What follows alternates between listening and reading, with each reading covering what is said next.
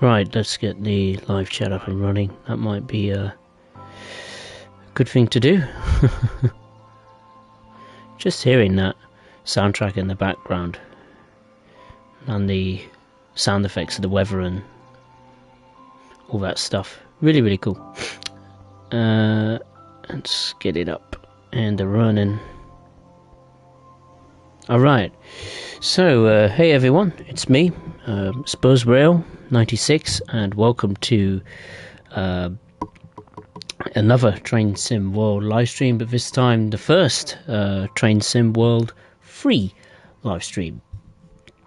And for today's inaugural Train Sim World free livestream, I thought I'd take a look at a route from the United States of America, its most recent heavy freight route, Cajon Pass in Southern California, excuse me, which goes from Barstow to San Bernardino. So we're going to have some fun with this. We're going to do this service, which is an intermodal service which goes from Barstow to Victoriaville. Now, I think you can do full-length runs of this route, but I think for some reason the service is split into two services, if you get my meaning. I don't know why they've done that, but that's just the way it goes. So once we've done this one, I'll then have to go into the timetable mode and find the second half of that journey, or just carry on. Yeah, but hope everyone's had a good weekend and a good start to the week. I'll say my hellos to Alfie, Foxy, and Benny. Hope you're well. Right. Of course, it's dynamic weather and what seems to be a nice dry day so far. Generator field switched on. Just turn down the volume of my headset. That's all fine.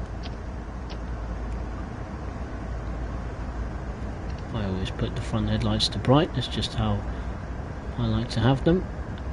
Open the little box. Number lights are on.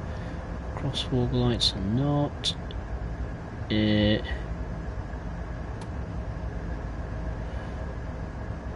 Everything seems all tickety-boo.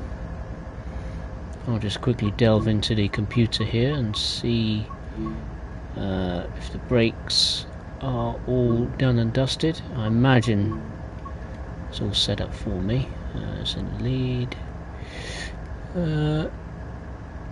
Let's see, more options.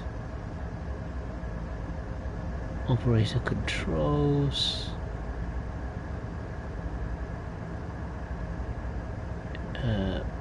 Auto brake cut in. Yep. I think it's cut in. I don't know. It's number 2. Oh, it doesn't do anything. I imagine it's done.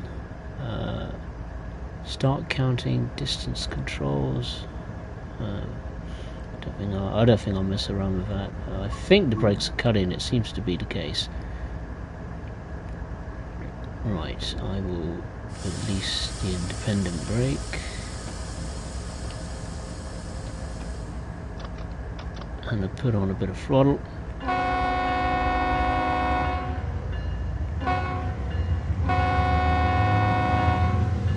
Alright, we're up and running. Look at this sky, it's just fantastic. I have to say the scenery on this, with this kind of clouds and sun and blue sky, it just works, you know. It looks absolutely magnificent. So yeah, this locomotive is the ES44 C4, a variant of the ES44 lineup of locomotives. Very familiar territory to those who have played the ES44 AC on Horseshoe Curve, apart from differences in sound and visuals of the exterior and interior. Let's put on the power to maximum. So we've got 27 miles to go until we get to Victoriaville. So this is Barstow, absolute humongous freight yard. I mean, I'm just gutted we haven't got a traditional switcher in these yards. The amount of things, services that could happen with switching, it would be just, it'd be a Pandora's box waiting to be discovered. Victoriaville is here, so not really halfway, really. I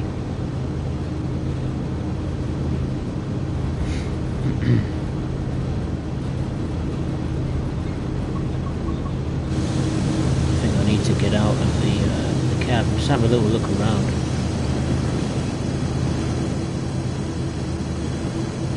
I feel very keenly to see the outside.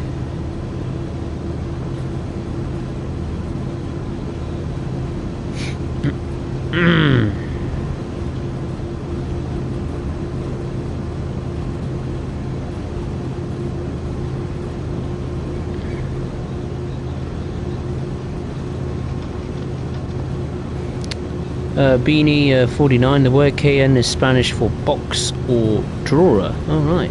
The past has been used during thousands of years by Native American people who lived in the area. That is correct. In 1772, Pedro Fargas, a Spanish officer, marched from San Diego to Monterrey, Canada, and became the first European to cross Cajon Pass. That's right.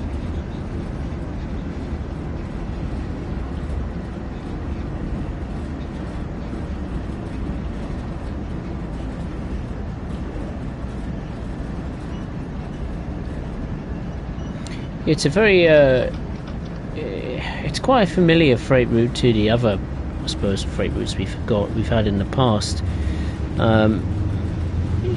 It's kind of like a mix of Sherman. It's almost like a Sherman Hill kind of route, really. That desert feeling and a lot of undulations and variation in I suppose, the way you drive it, really. And you get a different challenge each time you drive a different freight service, be it intermodal, manifest, grain, oil, and of course you've got the SD40-2 to think about as well. I don't know how long this train actually is. Let's do a run. Let's do a little run by of this. Yes, this freight train here. Go from here, I suppose. Pick up the pace.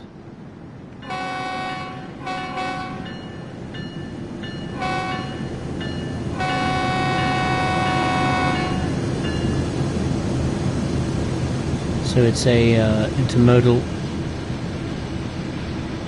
service. I think it's like 100 odd cars.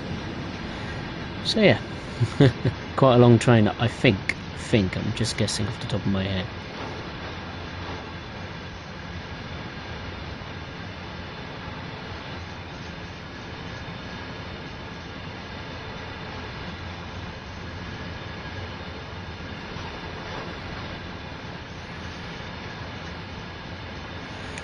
Cajon can also mean coffin, depending on the context. Ah, right, I see.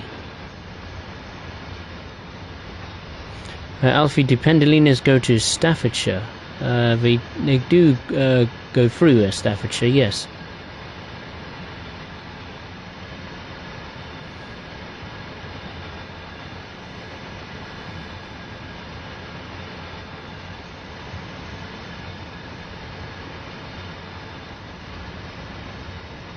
Not sure if we have a banker, a set of banker locomotives at the back to provide us with some assistance. I imagine we do.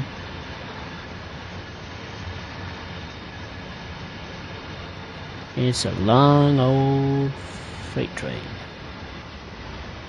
Very long.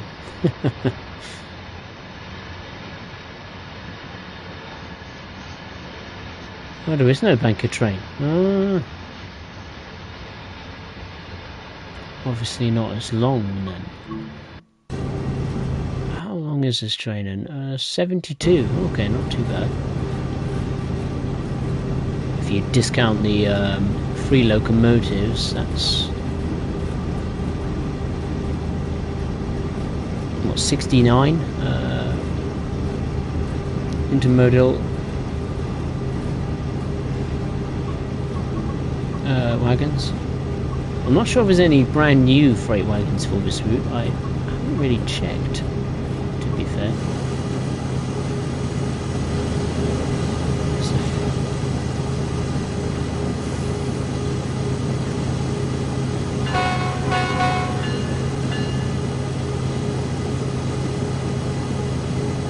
I must say, the scenery, they've done a pretty decent job. This kind of desert feeling.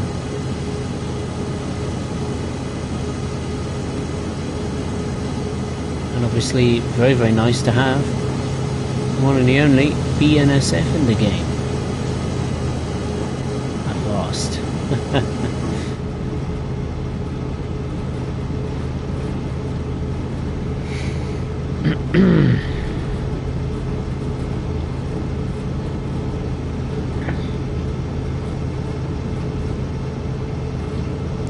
Foxy, what do you think about this route? Do you like it? I do like it. I do like US heavy freight routes.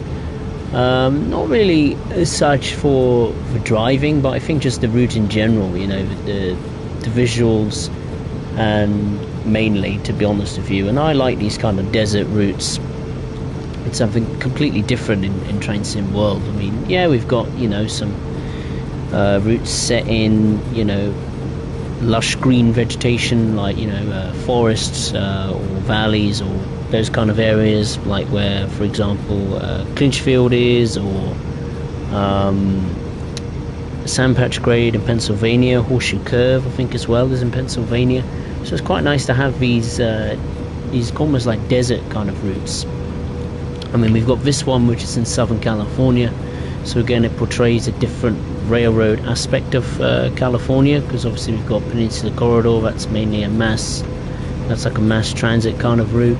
Passenger services are mainly the type of traction, you know, going along the coast of California into the major cities of, you know, San Diego and all that kind of San Diego? San Francisco, Jesus. And then you've got a couple of other desert routes. You got Cane Creek, which is almost like a short but sweet kind of freight route. Wonderful distance visuals on there. That's in Utah, and then you've got Sherman Hill, which is in Wyoming. So it's quite a nice mix now of the different types of routes you can tackle freight-wise in the USA. So you've got three almost like desert routes, you know, Cajon Pass, Cane Creek, and Sherman Hill, and almost this kind of like inland forested valley kind of dense woodland, you know, kind of railroads, such as Clinchfield Railroad, albeit it's set back in time, Sandpatch Grade, and Horseshoe Curve. And if there's any I've missed out, then let me know.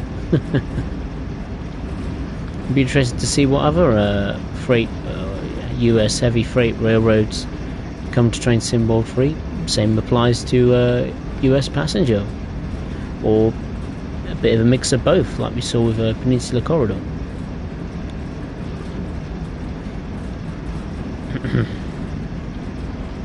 Virtual Trends, hey, how are you? Nice to see you. Hope you're well. Welcome. Just taking an intermodal train across the Southern California desert, if you can call it a desert. I call it a desert. To me it looks like it, so. And it's also the longest US route ever produced, Cajon Pass, at 90 or 80 to 90, 89, 90 miles, so yeah.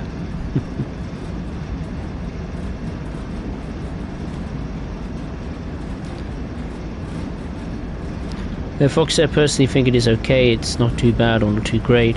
Perfectly for beginners in my opinion. When it comes to difficulty, they will add the F7 in Santa Fe colours in a paid add-on for this. Well, we'll see. Depends if they get the license for it, don't they? Not sure if Santa Fe is historically used to be a part of BNSF. I'm not entirely sure, to be honest with you. Foxy, I like the locos of Cane Creek, but yeah, it takes a long journey in my opinion. Oh yeah, Cane Creek, it's a short, sweet route, but it definitely takes a while. Mainly gives you more time to enjoy the scenery more than anything, to be honest.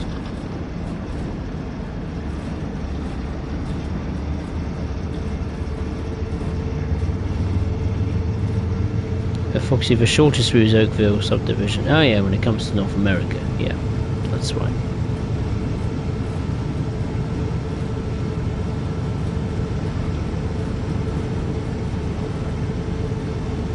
I haven't tried what's it called? Oakville subdivision. It recently got updated, didn't it? I don't think anything major has happened to it. I think other than adding passengers to some of the stations,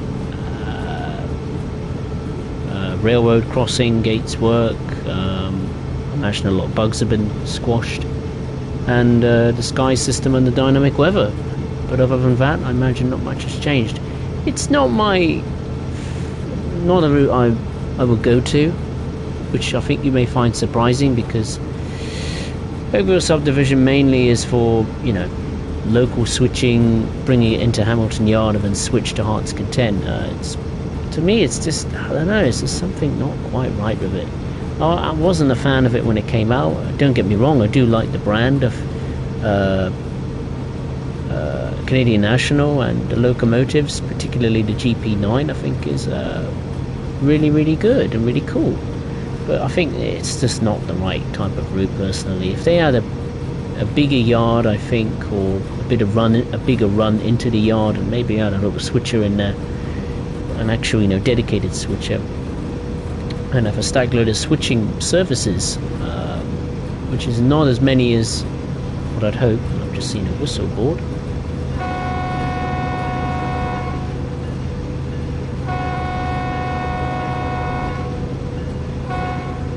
Just pay attention to this crossing.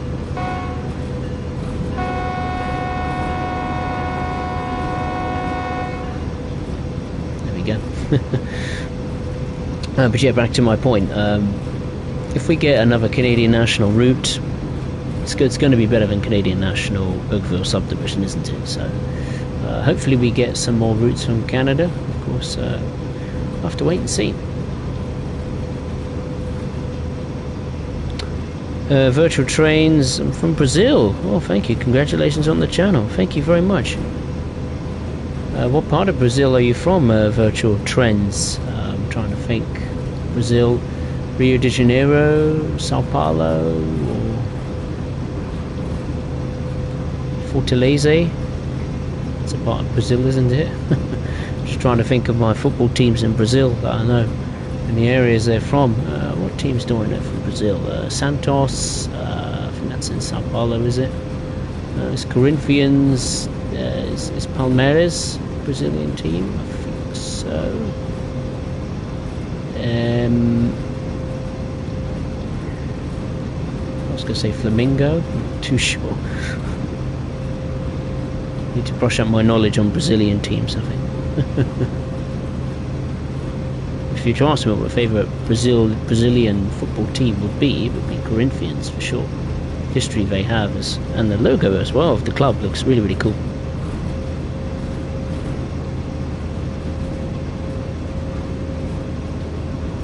Looks like the clouds are just starting to cover the bit of dark. What was I saying?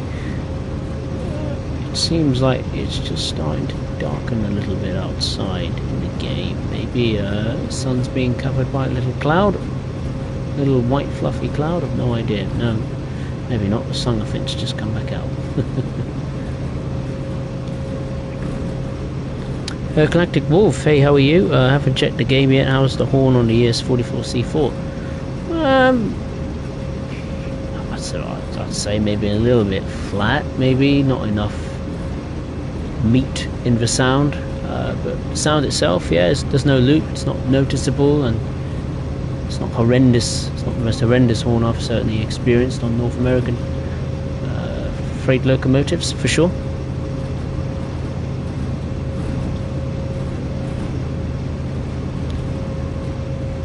Lee Wood, hey, how are you?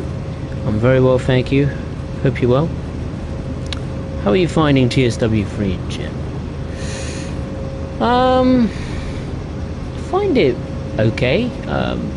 Very, very similar to Train Sim World 2, if not identical in some areas. The only thing is different is, of course, the menu, the front end, the training center, of course, the free, I suppose free, you could call it technically free new routes, but it's really 2 new routes and a route with a lot of work that we've had before with an extension built in.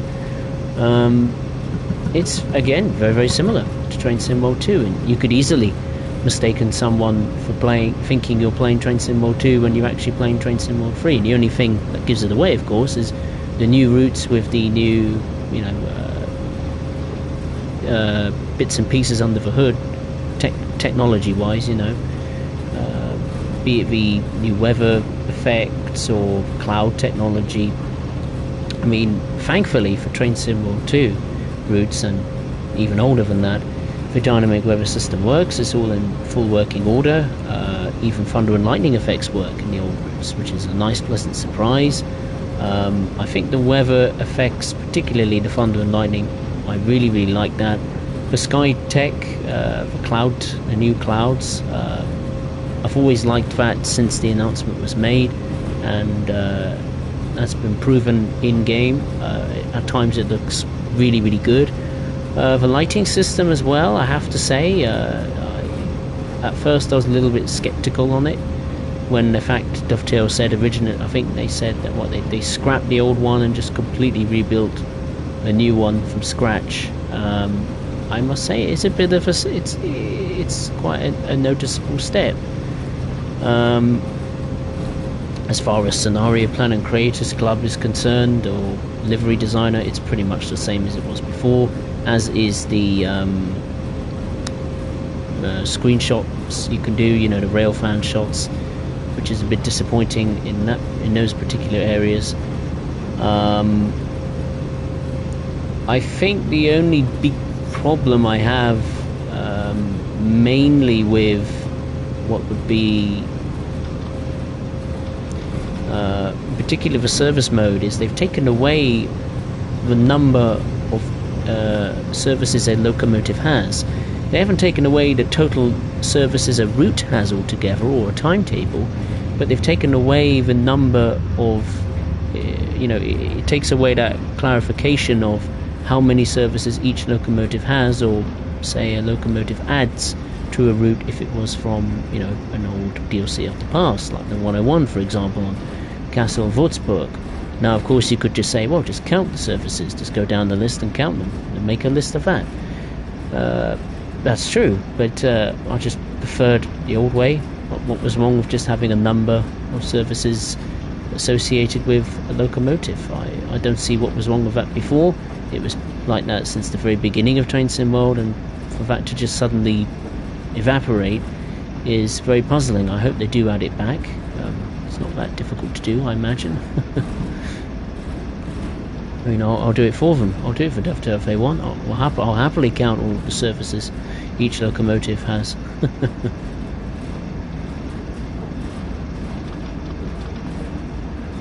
Right, we've got 16 miles to go until Victoriaville.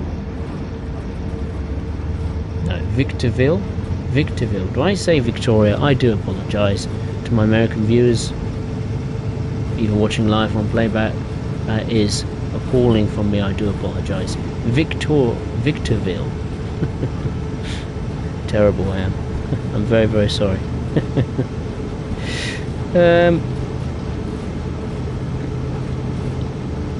Foxy Brasilia is also a city in Brazil. Yeah. Penny 49, Salvador, Brasilia, Sao Paulo. Yep, that's true.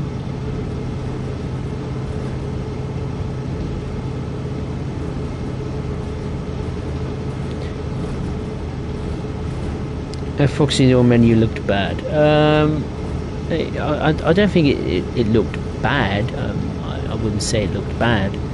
I just don't think it was as good as the Train Sim World 2020 menu. It looked more cleaner, much more crisp. I think the one we have now certainly harkens back to that time of Train Sim World 2020 with the pictures and the graphics of the front end as well just looks really, really nice, I must say. It's by far the best they've done to mimic that kind of EA Sports FIFA style, or maybe other games that have a very similar menu layout. F1, I think, recently did a menu like Train Sim World 3, and I hope it stays.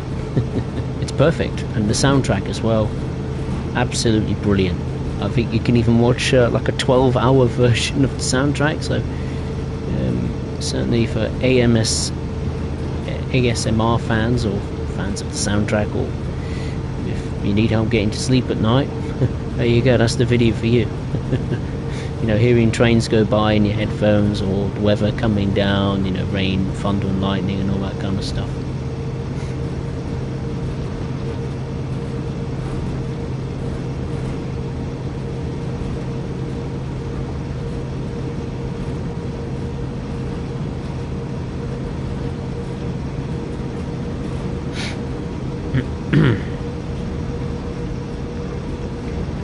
Beanie49 downloaded more liveries from the Creators Club. Pretty well, to be honest. I'm trying to find the Majesty Queen Elizabeth II livery. Yeah, I don't know where that one's gone. I've got a funny feeling Dovetail may have taken that away as a mark of respect for our late Queen. I don't know why they would have taken it away. I thought it would have been rather respectful, I think, to, you know, put it on a steam train and have a little drive of it. I was trying to hunt for it, but it's not there at the moment. Maybe it's under a different search term. I'm not too sure. But I'm not planning to find it again, you know. If it's not there, it's not there. Top Gaming, hey, how are you? Nice to see you. Hope you're well. Just taking a intermodal train from Barstow to Victorville. There's Victorville. That's where we are, of course.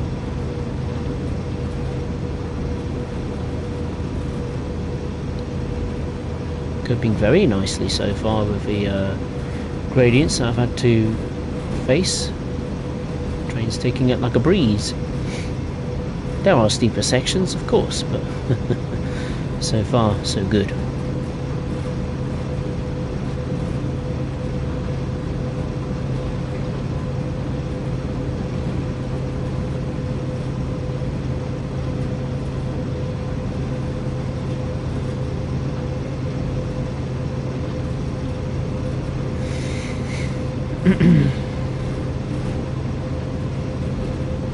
Just have a sip of my tea, I think. As far as the next stream is concerned, I will be once again on Train Sim World 3, and it will be on a different day for a change. It will be on Wednesday, September the 14th. 2022, and I'll be taking a look at Germany's Schnellfahrstrecke Kassel to Würzburg. The main reason I'm doing it on a Wednesday, it's just a one-off for this week, because for the next couple of weekends I unfortunately cannot stream, mainly because of work, so so I thought I'd try and squeeze in a stream on Kassel Würzburg on a weekday, so I hope you can join me for then. It'll be at 1 o'clock, 1300 PM UK time, so if you could join me for then, I'd really appreciate that. And if you did enjoy this stream you're watching either live or on playback, feel free to give it a like, and subscribe if you are new for seeing more Train Sim World free content.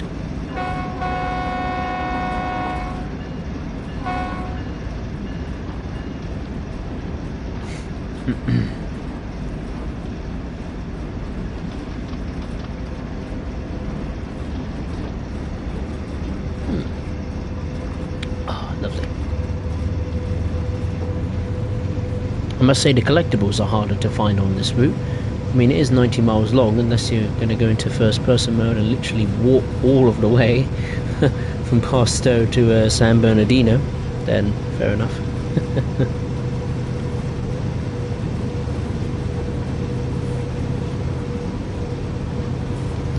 BD49, we thought that the TSW3 announcement stream was strange. I think it was NASA had been streaming for 5 days when the takeoff was in 36 days, so I'm not sure if it's still streaming. I thought NASA cancelled its plans to relaunch the rocket. What was it going to? I think it was the moon at first. It was an unmanned craft. Then, if that attempt was successful, I think in either next year or maybe next few years, I don't know, they're gonna take some very brave men and women to the dark side of the moon. You could see a film being made on that, couldn't you?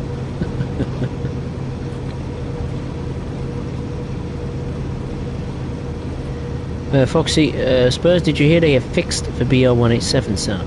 I have. I did hear. I have read the full patch notes, and the 187 has apparently been rigorously addressed by Skyhook Games, but the problem is I can't actually use it because it's not available for PlayStation just yet. It will be available tomorrow, in fact, which is quite nice. So I very much look forward to testing the 187 in some spare time. Whether it will sound 110% accurate to the real world thing, I do not know.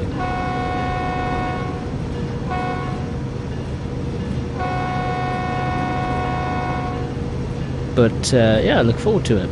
It's been given a new, some new sounds or some upgraded sounds, then I welcome it.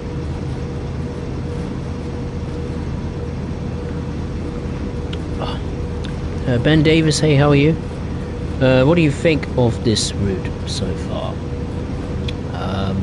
So far it's going well. It's a breeze. Performance-wise, it runs very well. I love the desert scenery. And the challenge it has, well, hasn't thrown up to me yet because I'm on some not so steep sections of KM Pass, but the fact that we have, BNSF in there, another route in California, which that portrays a different aspect, not just visually but also from a driving perspective, is nice. And yeah, I really like it.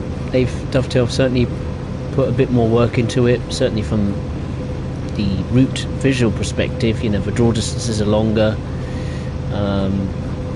Maybe it won't be as 110% accurate to the real world version, but it looks pretty good, I must say. So yeah, it's a thumbs up from me. The SD40-2, I had a little bit of a play on that in its tutorial and I think one of the services. It's not too bad. It's a nice little selection. The switching as well you can do is quite extensive in I think Barstow Yard. I'm not sure of the other yard of San Bernardino. I think there is a few, but I don't think I think Barstow Yard is bigger than San Bernardino. I'm not sure. Maybe some people can clarify that if that is the case.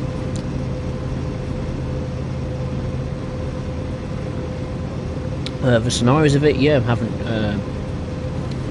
had a look into that yet. There's some solar panels there to our right. That's a lot of solar panels. It's a very long automotive train there going by, delivering some cars. I don't know what kind of brand. Maybe some Pontiacs or Cadillacs or what else? Ford Mustangs, Corvettes. Well, I hope it's a Corvette. Corvette's my favourite type of car. For an Englishman, how could that be the case?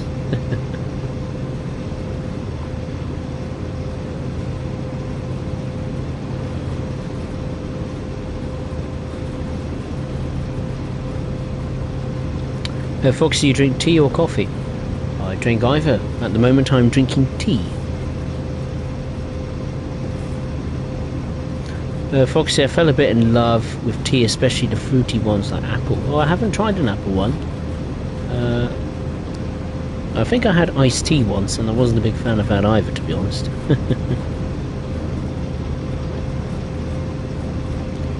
Foxy, Union Pacific up trailers on a BNSF route.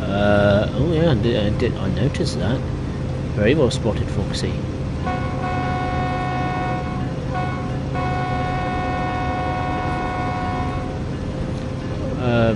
Do BNSF lease out some rolling stock from Union Pacific? I don't know. Does Union Pacific themselves run trains through Cajon Pass? That's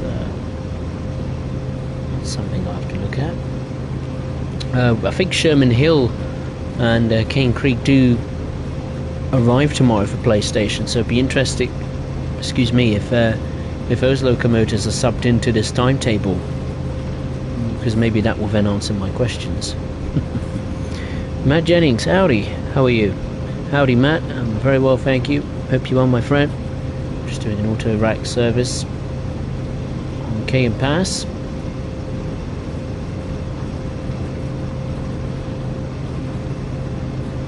Talk Gaming, it took me 2.5 hours on this route. Is that how long it took you? Wow. It's interesting because the route, the timetable has split up some, some of the main services, I suppose, the mainline services, either from Barstow to San Bernardino or vice versa. They've split them in half. I don't know why they've done that. I presume it's to say let people maybe do this type of service instead of just doing it from start to finish, taking, like you said, Top Gaming, well over 2 hours.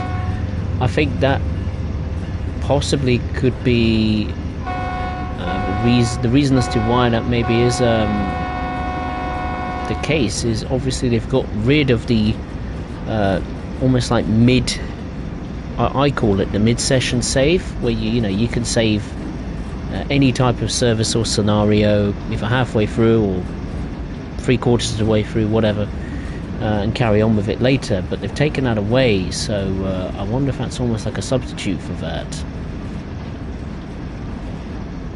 Let's increase the power again. Now we've dropped below the speed limit.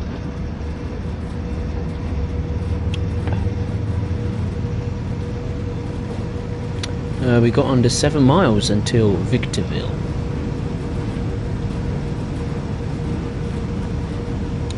Foxy tea is awesome. Turkish apple tea is awesome. Oh, is it? Might have to have a look at that. Foxy, maybe a bug, a crossover franchises of real life computers. How do you write it? Or likely, I wish they were. Does Union Pacific drive on Cajon Pass? If only, I wish I knew an answer, Foxy. I wish I knew. For some reason it's making me think that they do, but maybe they don't, I don't know. I mean, occasionally in North America you do see some freight trains, either mix and match different brands, either, I don't know, some BNSF traction and some Norfolk Southern traction linked together. Those things kind of happen now and again.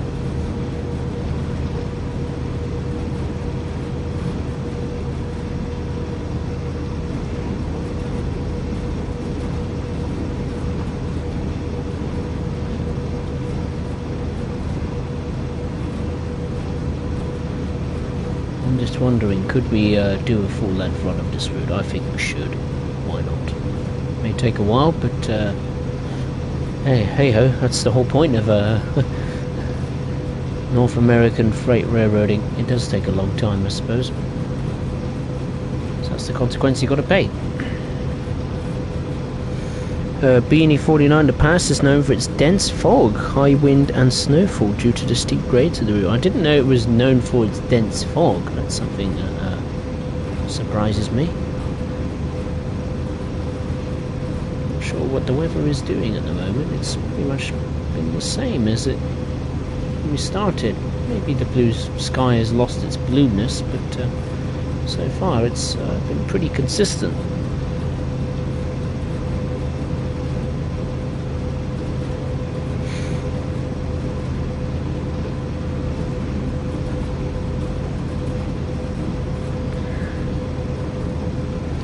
Foxy are not the only Are there not there only 3 or 4 US freight operations today? CSX, Norfolk Southern, Union Pacific, BNSF.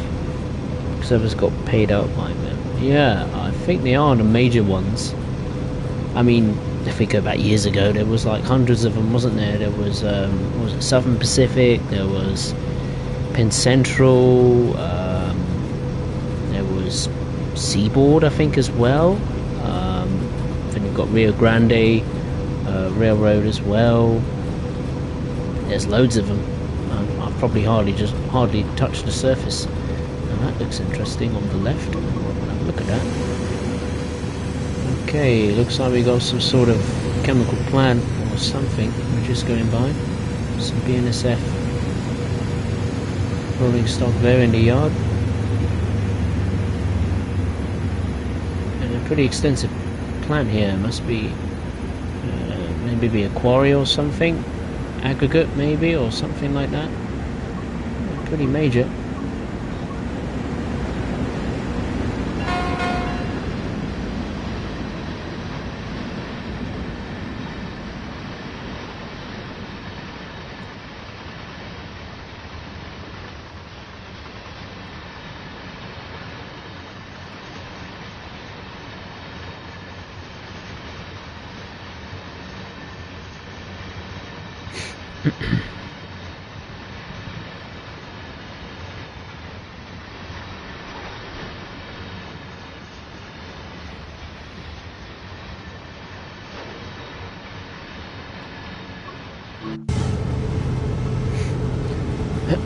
Alright, we're not too far from Victorville, ladies and gentlemen.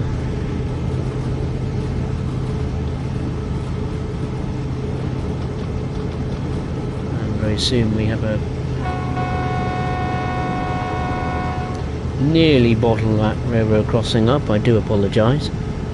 I know the American public very much, when you drive a US freight route, or any US route in general in train sim mode, they demand that you obey the horn procedures when it comes to railroad crossings. I think you have to do a tone as well when you come into a station, or leave a station, or go through a station even.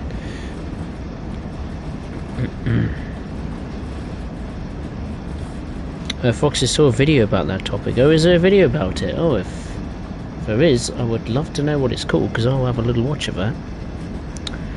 Foxy, yes, in Germany that would not function because monopoles are not allowed in our economy system, but there are grey zones in some companies that get being ignored. Oh, right, I see. Matt Jennings, do you like that there is no scheduled time on freight services? I do. It takes the pressure off you, so to speak. So if you want to just cruise along and have a look at the scenery as you're driving along, then by all means you can do that. If you want to get there as quick as you can, by all means you can do that. So I like the fact you can, yeah, do that. Shooter Simulations, hey, how are you? Nice to see you, hope you're well. Talk Gaming, does anyone know if the PlayStation Network password is separate from the password for one of my accounts, because Google doesn't give me a straight answer as usual? PlayStation Network is separate from the password for one of my accounts.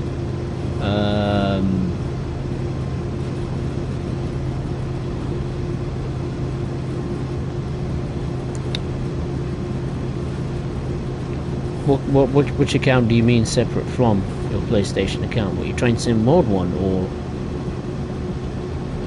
if it's just a PlayStation account, it should cover all of the parameters of the PlayStation Network, be it purchasing a new game, DLC, or switching consoles.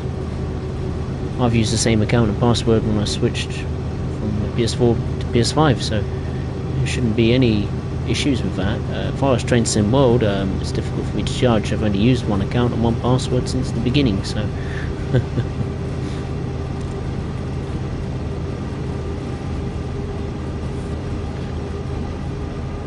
but when I changed over from PS4 to PS5, it was reasonably straightforward, actually, to be honest with you. It's quite quick as well, to be fair. It depends how you transfer your progress over from PS4 to PS5. What I used was, I think I just did it over the internet. To be honest, I was going to think of using an LED cable, but couldn't find one, so I just did it over the internet one night, and I think it took 30 minutes, 35 minutes, that depends the speed of your connection. And then it's got to then download all of the old games and everything all over again. So, right, here we are, we're coming up to Victoriaville.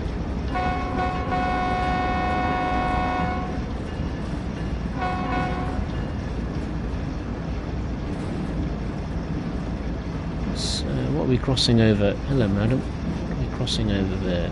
Is that a stream or something down there? Not too sure. Need to focus on coming to a stop here at Victorville. Be interesting to see what happens after this service is finished. I could go into the timetable and just find the next part of the service, but I think I'll stay in the cab and try and continue it from there unless I have to wait for a period of time. Got a funny feeling I may have to.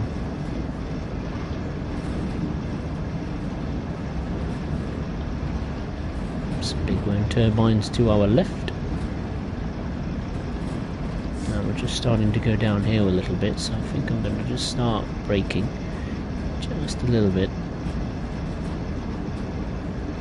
I know I'm over 4,000 feet from Victorville, well, the stopping point of Victorville, but I just want to be sure. I mean, we have got quite a few thousand tons of intermodal in our wake, so need to get on the brakes.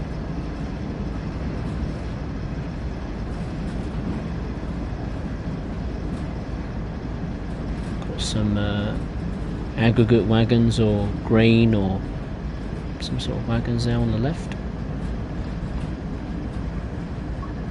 I don't think there's been any new as such wagons been added to this route. Freight rolling stock. I am not too sure about that. I might stop here actually. It's nice to hear that desert ambiance. It's very, very nice.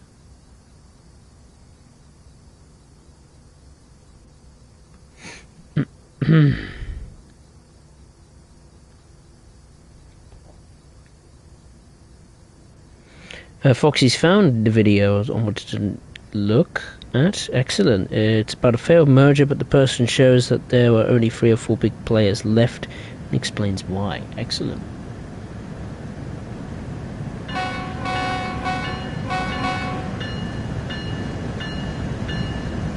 Thankfully I haven't got a red signal to worry about, so we can just take our time with the stopping process. Don't want to disappoint the board of BNSF. Gotta make sure we stop in the right place. Ah, looky here. Look what we got. We got some switchers here. We got the good old SD40. Resplendent in that wonderful BNSF livery. And that was a terrible attempt at an American accent. I do apologise. Well, I am an actor, in truth, so I can't help it.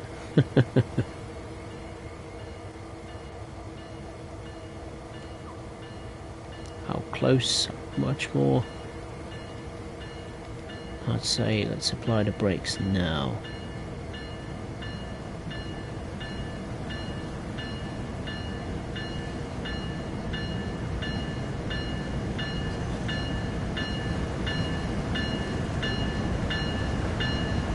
Full braking ability. Apply the independence. Bring this freight train to a stop.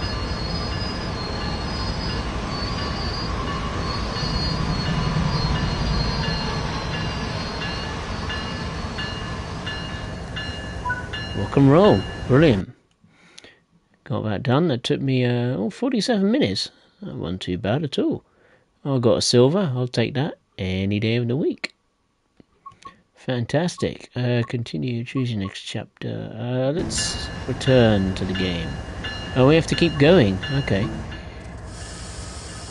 Oh, so why stop in the first place?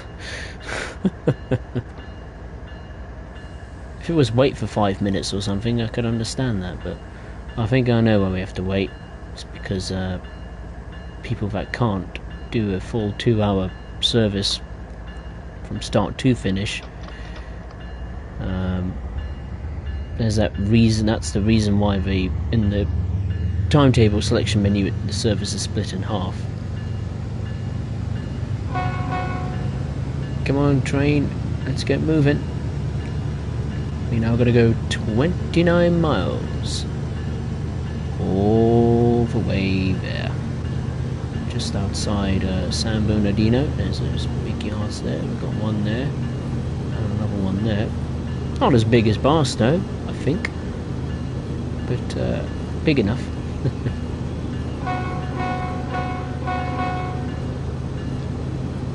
That's enough of the horn. Bell.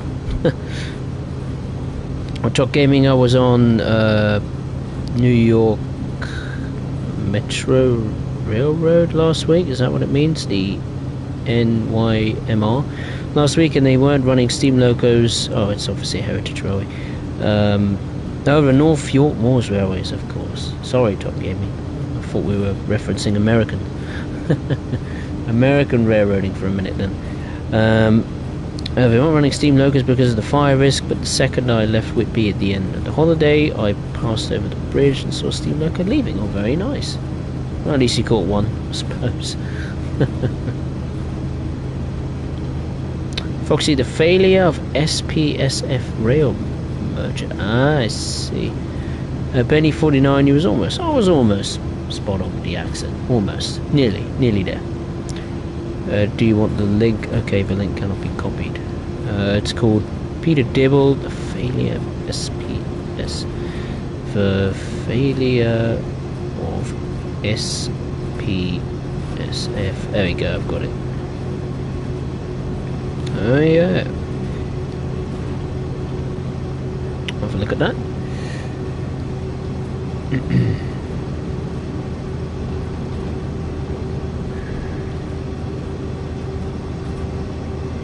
Talk Gaming is fine. It's fine. Thank you.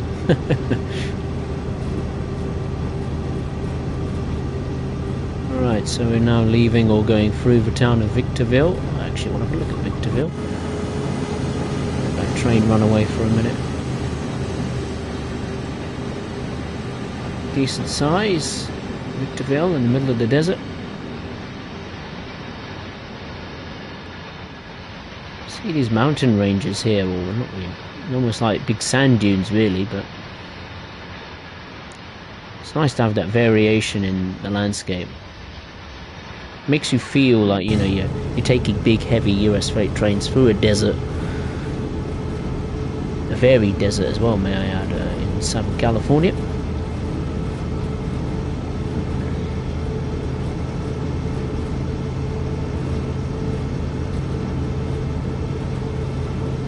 Foxy, I hope you like the video. It's very interesting and something you might like. I think I will like it. It does.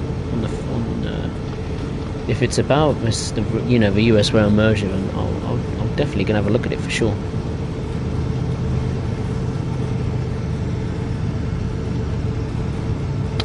Shooting simulations. I think Amtrak runs services through KM Pass. Do they really? Well, I never knew that.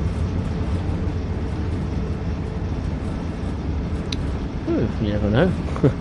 Might get some Amtrak stuff. I think that's something that's been requested, you know. Why not have a passenger service that runs through these heavy freight routes, you know, like I think Amtrak does a service through, is it Sandpatch Grade? I think I've seen a video once where I've seen an Amtrak train run around on those rails.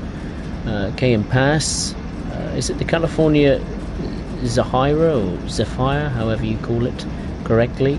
Does that run through KM Pass? I have a funny feeling it doesn't, because I think it's through the coast of California, along the coast of California I should say. There's water. Look at that, nice little pond, stream, lake thing.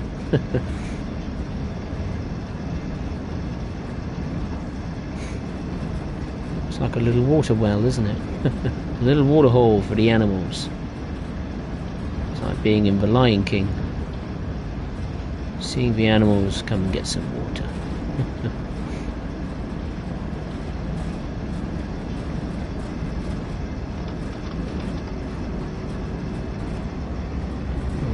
bit of a steep gradient now. This is where the climb really begins. So we've got two different tracks. Well, the normal two tracks, they just twist for a little bit. We've got a bit of industry coming up as well. And another one there too. Still lots to see in the California desert.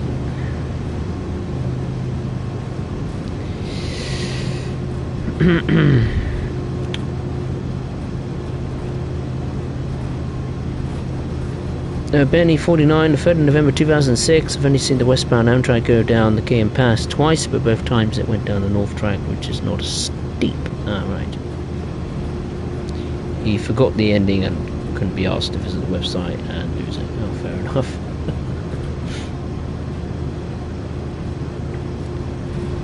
Top Gaming, very pretty. A bottle of water, indeed.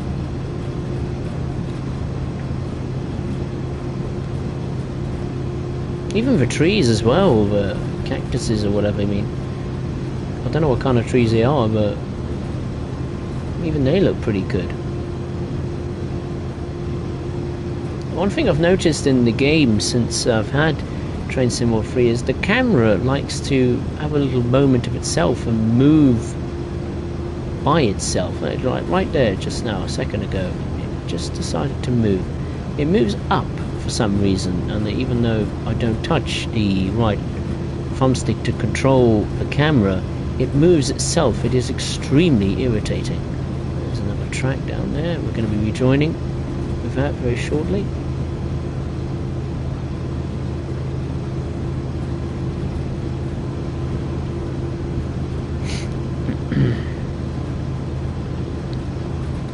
Top Gaming, a cellar. Ooh. Is that a cellar? Is that what he meant?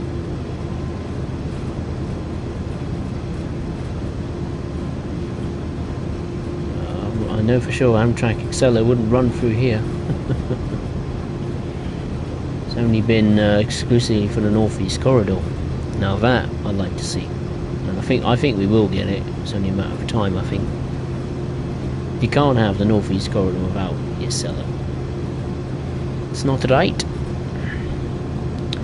Foxy, maybe you can produce some reviews of DLCs you like and say pros, cons, etc. and what they offer compared to other DLCs and when to pick them up. When to pick them up? Well, I don't know when to pick them up, but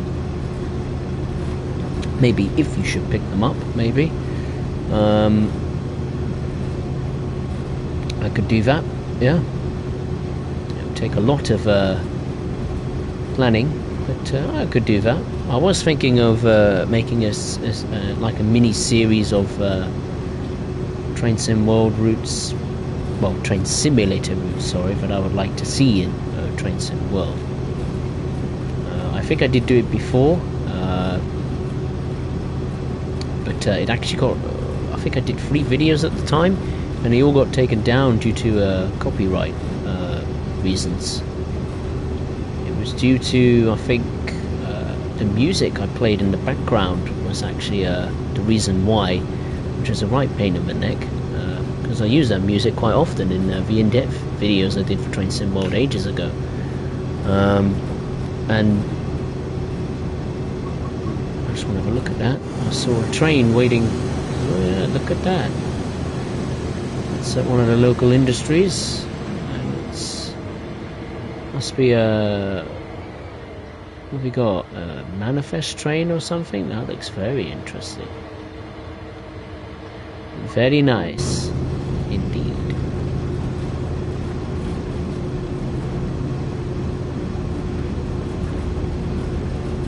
Another bit of industry coming up.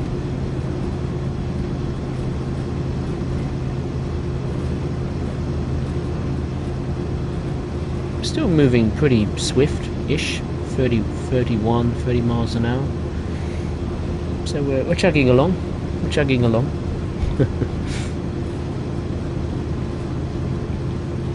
The Top Gaming. Oh, it's a type of tree you said. Oh right, I can't pronounce that correctly. Foxy, start with the scenery, then the locomotive reviews and evaluation of general quality, bugs, etc., and then the whole route life surfaces and what you don't like, etc. Yeah, I could do that. No, I don't feel forced at all, Foxy. No, it's a nice suggestion, and I appreciate that. It's always nice to have some fresh ideas and potentially bring something new to the channel. The problem for me is just to have enough time to do it. That's the thing. Because you know, planning to do, you know, even reviews itself, you know, can take quite a bit of time. Not just, you know, to write a script and actually then look at the game, analyze the certain points of the route, services and the playability of it, and the looks and the sounds, the ambience, etc., etc. It can be quite time consuming just to then do that and then put the video together. But you know, it's possible. People have done it in the past. People will do it in the future. So I may join that little train, so to speak, and may do the same.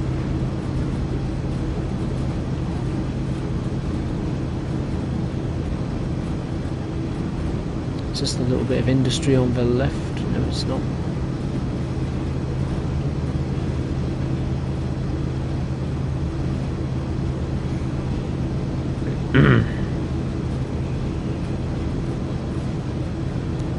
Beanie 49, I don't know. I'm not sure if you know, but in Grand Theft Auto there's a little train glitch where you can go inside the train, but you won't have control and get stuck. It's moving, so you have to wait to stop and exit. Yeah, I know the train in GTA as well. I think in the story mode version of the game, it literally just goes round and round the map endlessly. It's quite in depth actually in Grand Theft Auto 5. You know, it's got a rail yard and everything. I think there's a little metro, underground metro as well in the Los Santos city that runs around as well. So yeah, the rail system or the rail network in Los Santos is it's interesting.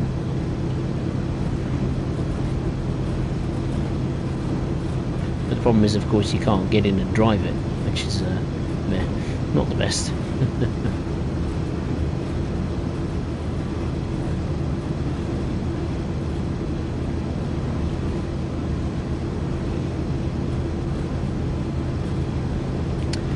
Foxy and TSW reviews are quite rare. No one does them. There was one US YouTuber who did it, called something with gaming in its name, but apart from that, you can't find any review TSW content. Oh right, I swear there was. I thought a fair few people would do that, but especially the big guns of you know, Train Sim World users, I suppose, who make content on it on YouTube. I thought you'd think they would review it, but maybe they don't. Don't know why, but they don't. Maybe it's for the previous reasons I stated why it's difficult to do it, maybe. I don't know.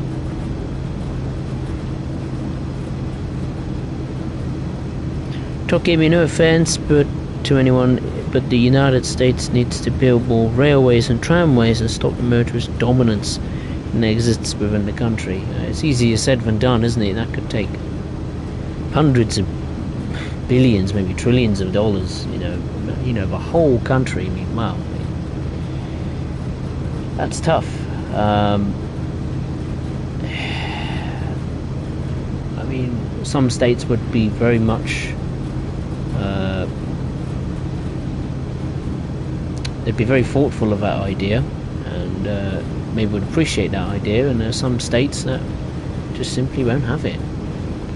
The highway is the only way, so for quite a lot of people.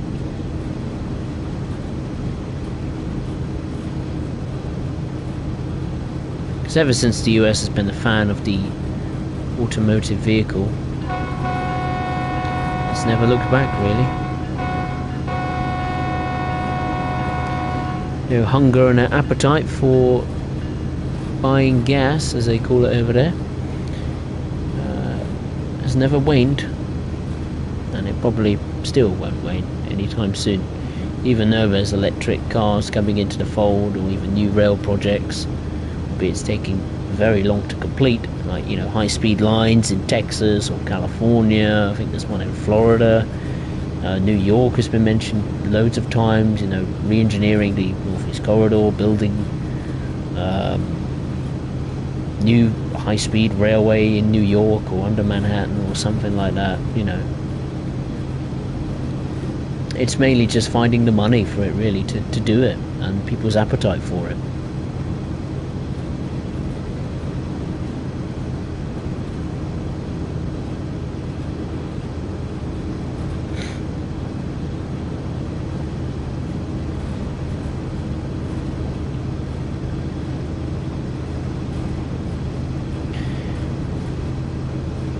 Talk gaming politics. I don't know. I don't think it's politics as such.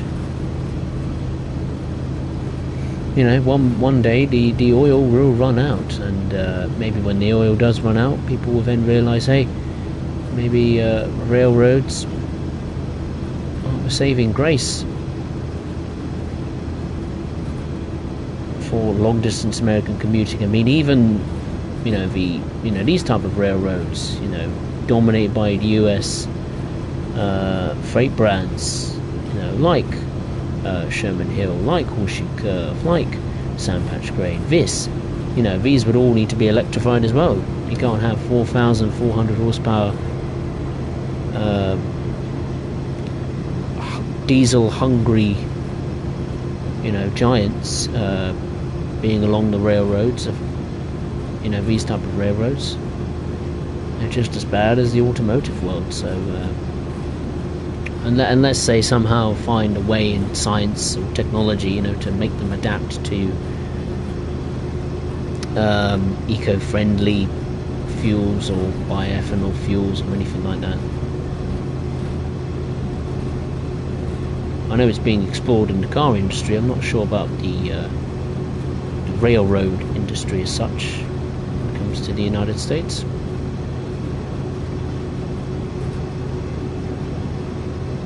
I mean, even electrification is, I suppose it's cleaner than, you know, diesel or, you know, diesel trains or steam trains even. But yeah, we've got to remember where the electric comes from.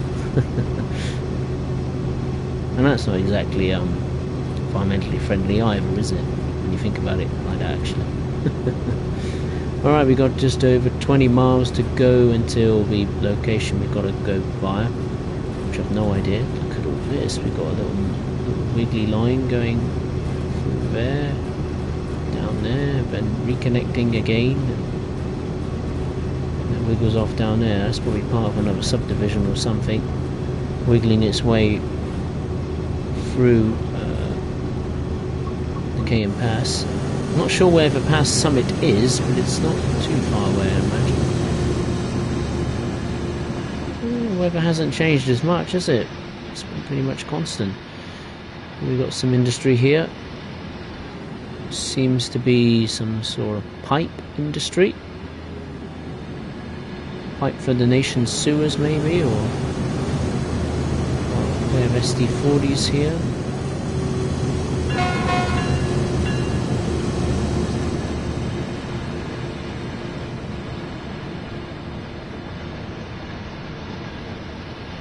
There's no wagons, there's no freight cars there, is there? So I imagine that's a SC40 you can't move.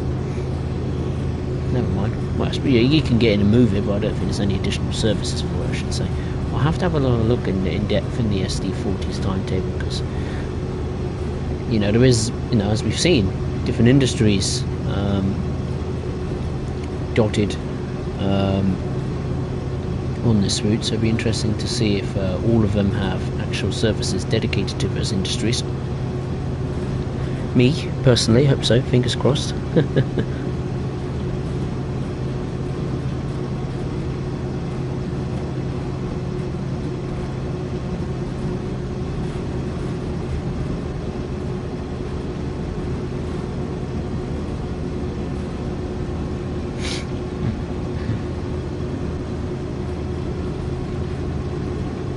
Still hovering around the low 30s, aren't we? 30 miles per hour. Stayed pretty consistent. I mean, it's not the longest freight train on the route.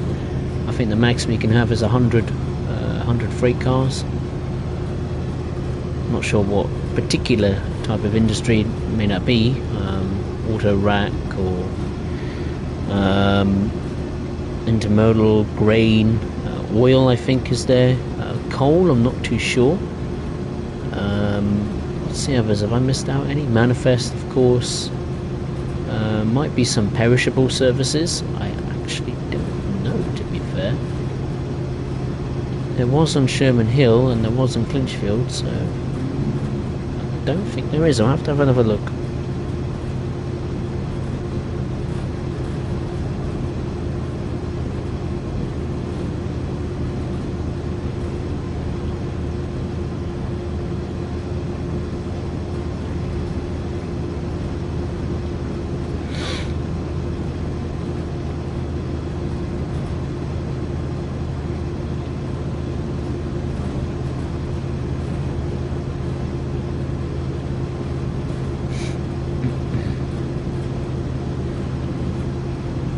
Camper van on the left there we're struggling to keep up with. It's a little race between the road and the rail.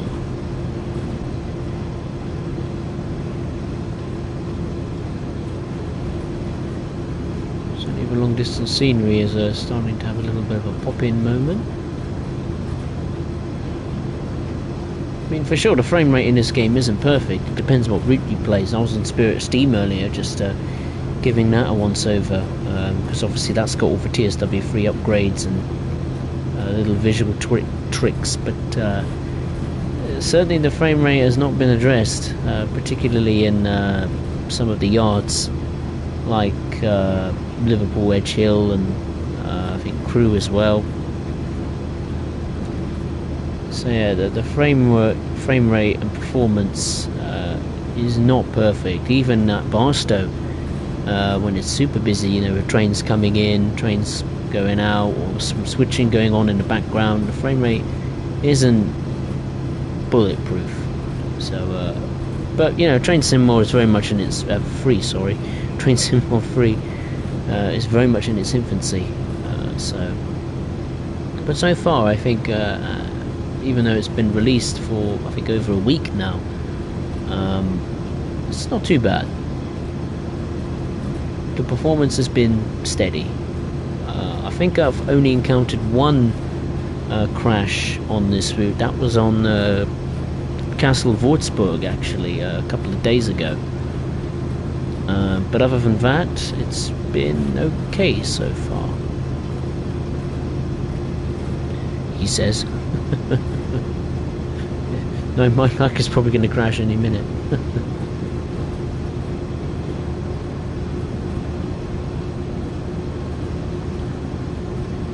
Oh, I'm driving on the left, I've just realised. There's another train.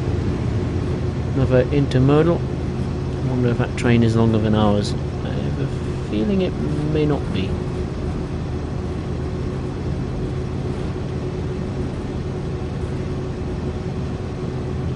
We'll wait and see.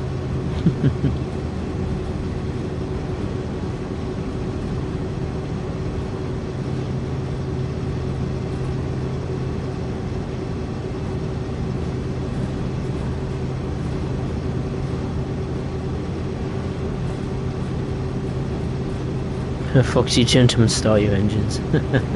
Yeah, have a drag race.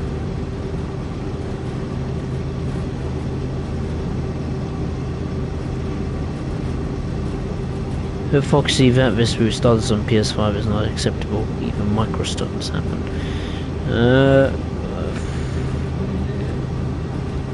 Yeah, it's. I wouldn't say it's completely unacceptable. I wouldn't be that harsh, because I suppose we do have to remember this is a 90-mile route, and even though there's nowhere near enough, you know, AI traffic at a particular, well, there is AI traffic, freight traffic, and there's in the yards in particular there's quite a bit going on, but on the main line itself, obviously, it's very few and far between, to depending the time of day, of course, you conduct a certain service.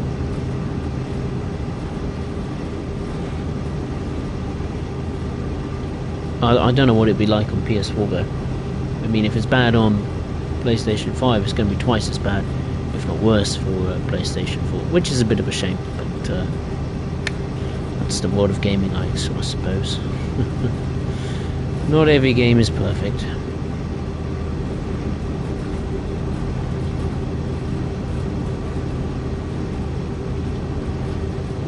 Is that an airport on the left there?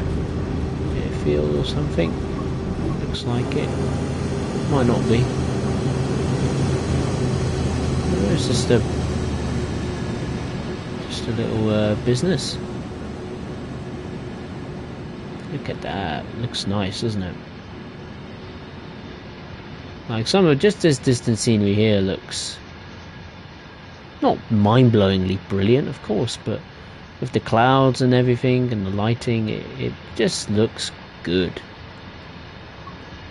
Not mind-boggling good, but better than where it was before, for sure.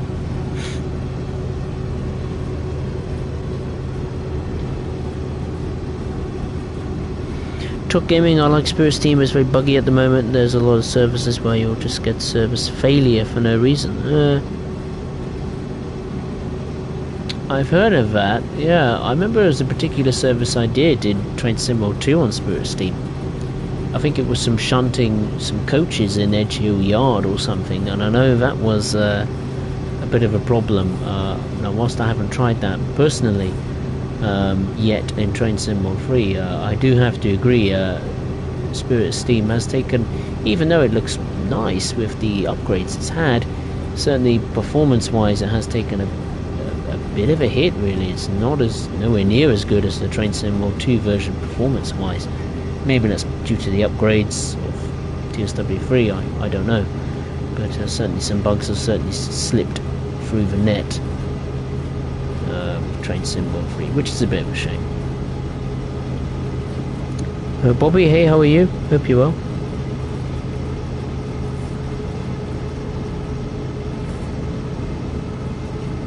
The Top Gaming K in past was pretty well, runs pretty well on PS4. Oh, that's good. I know the formations are different on PlayStation 4 than on PlayStation 5. I think it's limited to like 50 freight cars or something like that. If you're running, like, say, the longest consist.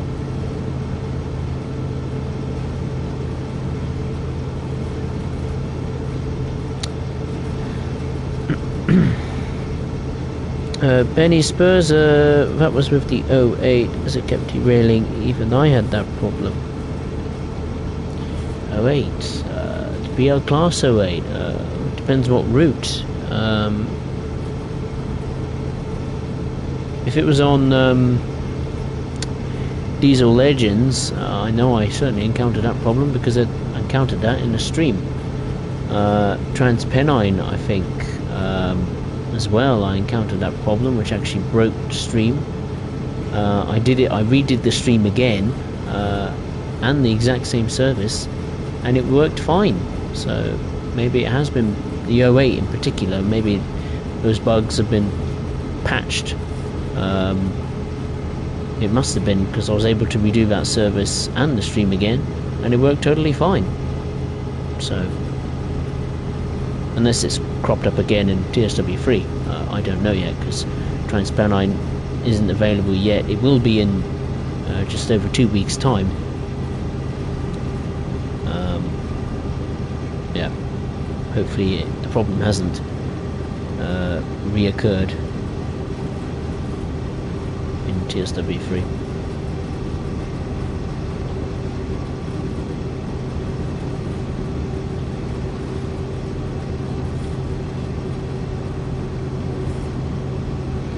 Bobby, you got your trains back from TSW2 to TSW3. Excellent, that's good. Hope you're having fun with them.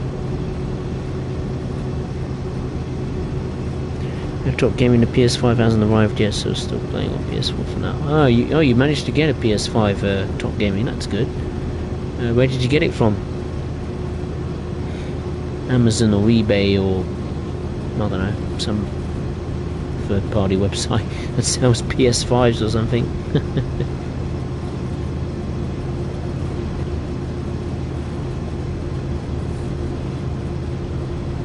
I brought mine off I think I brought a PS5 just under a year ago, just over a year ago. I got it from like just a random US website. I was a bit skeptical about it because it didn't look the website looked very dated, like very 2000s kind of website, you know, the layout and all that kind of stuff. I was a bit skeptical about it, but I took the risk. It was a bloody big risk because it cost me over quite a lot of money, you know, in the hundreds for sure.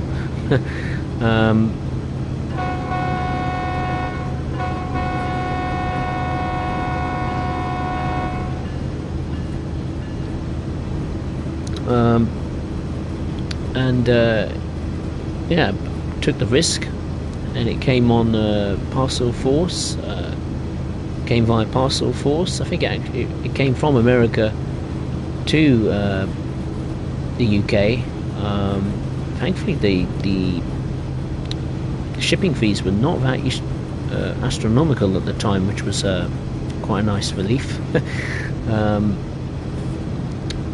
And yeah, got it. It was in mid condition, you know, brand new. Box was damaged. Everything was there. The, you know, little leaflets you get, and you know, looking at the details of it. Controller, cables, all that stuff was fine, and it works like a dream, and it has ever since. I did have to buy an external hard drive, which was quite expensive actually. I bought it at Christmas last year. I think it cost me nearly 100 quid, I think, if I recall. I think it was 60-70 pounds. So it's not even the biggest external hard drive out there. You can pay hundreds of pounds and dollars for an external hard drive, and whether you look at it, it's eventually going to get full up, isn't it? You're going to have to get to the stage of deleting content or reinstalling it, or just getting that balance. Mine was a 1 terabyte external hard drive. I got it from Amazon, and that's mainly where I keep all my old PS4 games. I've still got, I think, like 200 to 300 gigabyte left, so if necessary I'll start putting some PS5 games on there if necessary, but storage wise I'm okay. Not panicking just yet. Oh, Curry's PC World, alright.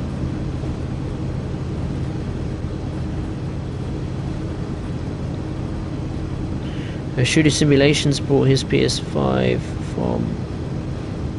Oh, to play PlayStation themselves a year ago. Oh wow, we were lucky. I imagine the waiting list for them is still pretty big. I think they've even put the prices up, haven't they? Due to the rate of inflation that's going up across the board. Pretty much on everything at the moment. Sony put up their prices. I think they were used to be £450 in the UK. And now I think 475, maybe 480 pounds, excluding shipping fees, delivery fees and all that stuff. So that's a lot of money. And of course it's trying to find one as well. The PS5 version I've got is the disc variant, for those of you that are interested, not the digital. I had to get a disc version because there were some PS4 games I have that are on disc.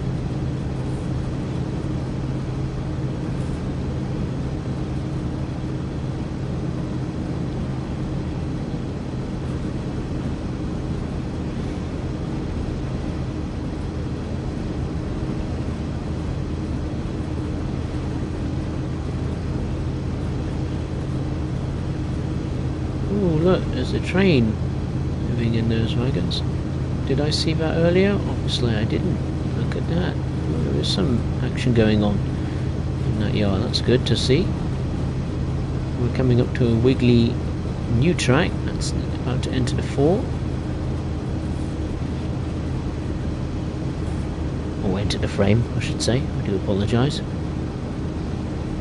main road. It's not really a highway, is it? But so yeah, now we've got 3 tracks. I bet that's about to become 4 or 5, maybe more.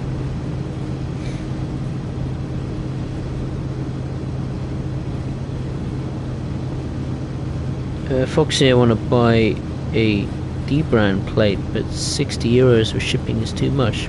Blimey. It's a bit much, isn't it? Yeah. Benny, why does FIFA 23 come out so early? I get MotoGP 22, which came out April, a few months later. The 23 game comes out for FIFA. Well, FIFA's always come out roughly October, September time. I don't see a problem with it personally. I've always stuck to that timeline, and yeah. Obviously, you could argue about the price. It's EA Sports, of course. Hideously expensive. I mean, they have really jacked their prices up. It's just crazy. If you want to purchase it digitally, I highly recommend you don't. That's crazy expensive. Like, I always wait for, like, you know, Christmas, November time. Do I pick up FIFA?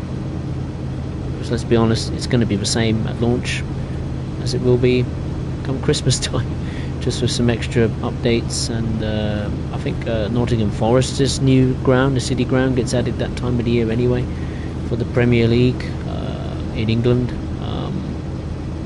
New facial features for some players, managers, and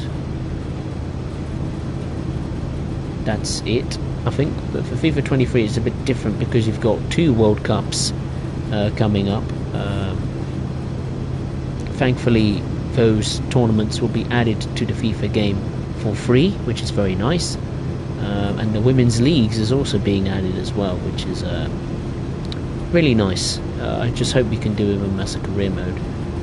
Whether I'll do a FIFA 23 career mode, I honestly have no idea. I tried to do one on FIFA 22, but yeah, the game just wasn't performing to the standards that I like to see.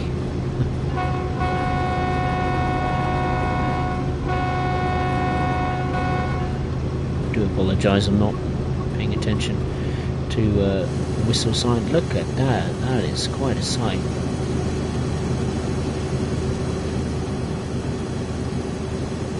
You can tell we're starting to climb up to the summit of the Cajon Pass. I hope there's a sign that says the summit of Cajon Pass. I imagine it's somewhere around here. I just can't think where.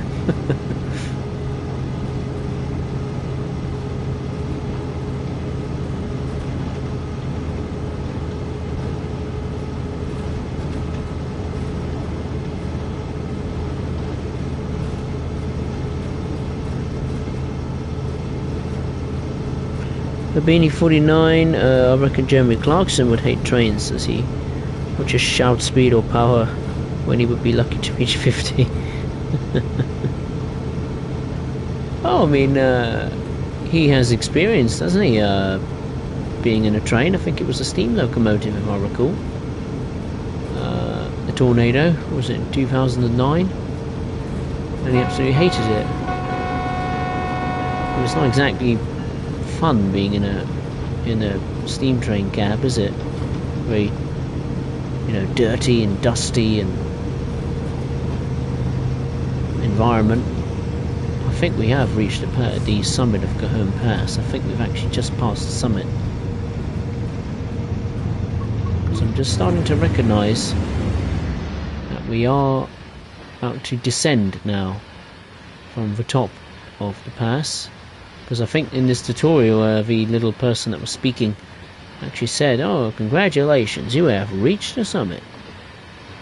And now I'm just starting to get visual. I'm just starting to remember that moment. So I'll have to use the dynamic brakes pretty soon. I just want to see, is there a little sign for it somewhere? There should be a little sign somewhere that says it.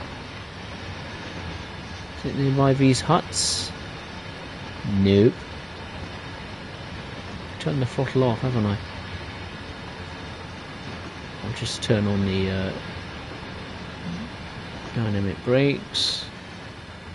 There's no sign. Surely there'd be a sign saying Cajon Pass Summit or whatever. These aren't signs, are they? No, they're solar powered. What's this? Does this say anything? No, it's a whistle board. Fantastic. Oh, what a shame. Oh, unless that was it. I think I might have just seen it. What's this? Oh, it's a P30 sign. It's no use to me. Alright, now we are descending, and fast. We are really descending. Come on, train. Help me here. I'll put the dynamic brakes to maximum. We will get back under the speed limit. I am very confident in that. This train will not take off and become a runaway train. I can assure you that.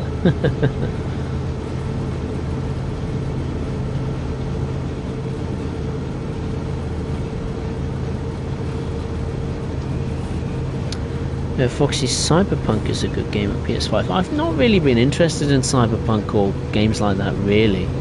I know it got off to a very, very rocky start. I mean, if you think Train Sim World 3 is bad performance-wise, and this just takes it, then Cyberpunk at the time it was released takes it to a whole new level.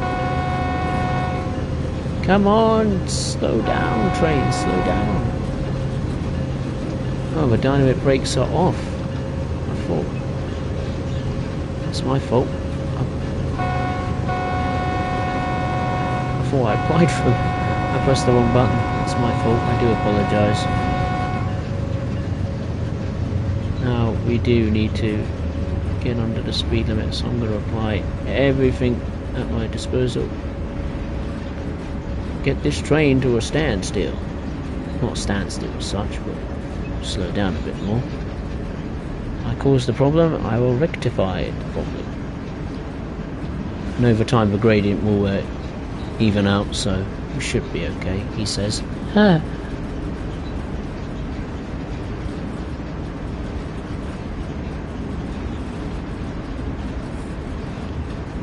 Ooh, slow down, slow down.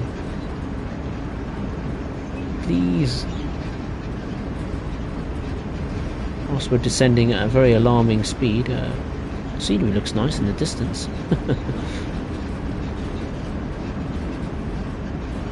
I'm just hoping there's no red signals or anything in our way. We're starting to slow down, which is good.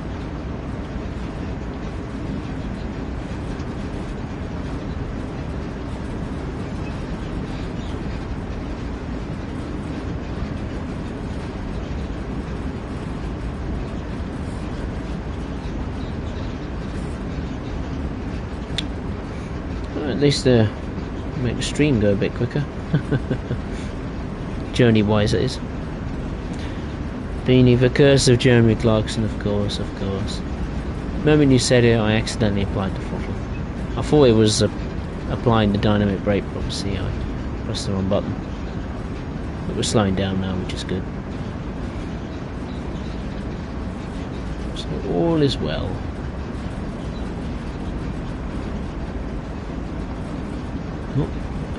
What do I need? The dynamic brake.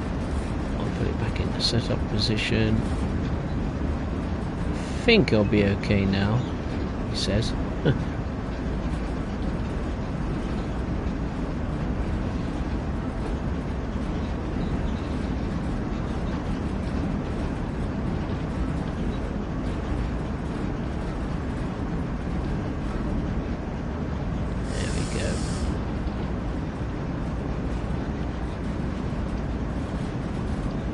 There we go. Phew. And breathe. That was a challenge. Managed to rescue it.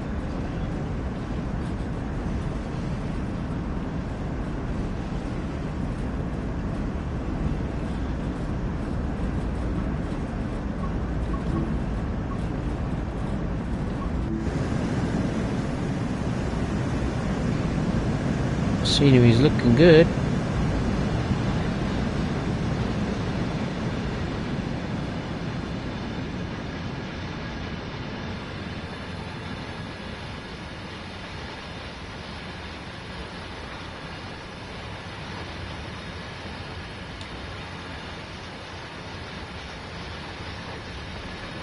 looks very nice indeed. The weather has not changed. You know, I'm starting to think, is this dynamic weather really that dynamic? It hasn't changed at all. I mean, I don't know how long the stream's been going on for. Well over an hour and a half, I'm sure, but the weather has not changed, has it? It just hasn't. It's remained pretty much still, hasn't it, really?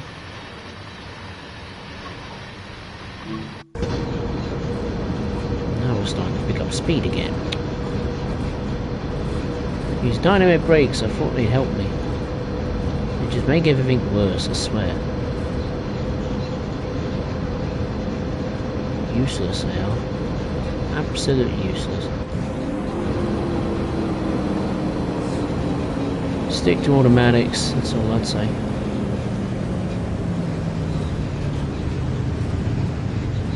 Got a speed limit coming up of 45.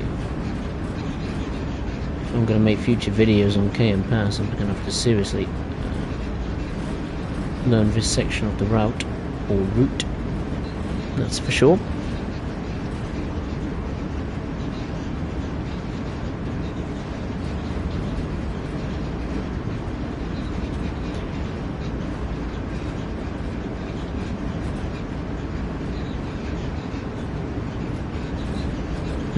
Penny 49, The Redemption, Red Dead. I suppose it kind of reminds me of Red Dead Redemption, this route, you know, that desert western kind of route, kind of vibe, kind of feeling, cowboys and all that stuff. Imagine having a train route set in that kind of period, that'd be interesting. 5 independence again, just in case. Because if we're slowing down to 35, there's obviously a reason why. That could be, we don't want to derail if we're running over switches like this one. Eek.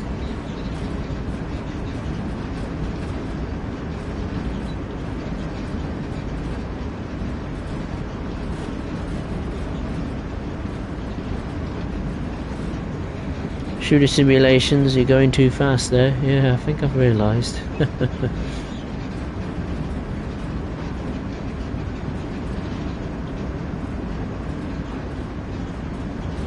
Not easy, that's for sure.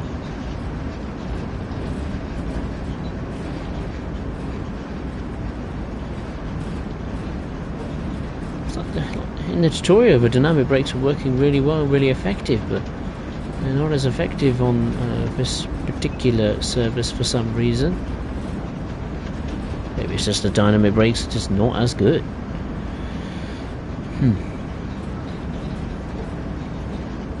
Keep braking for a little while.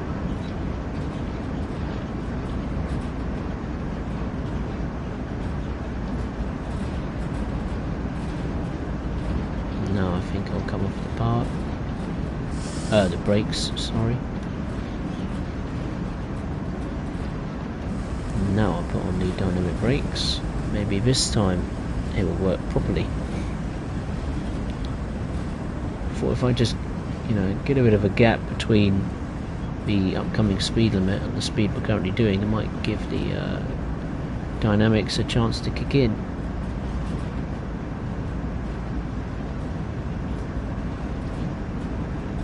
They need to kick in now, really. There we go. Come on, dynamics. Do your duty.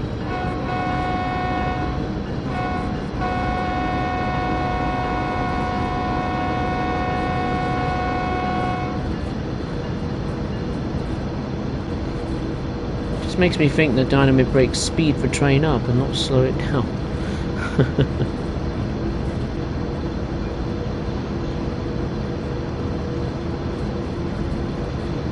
Shooter simulations, you can go 45 now. Yep, I did. Now I have to go 30.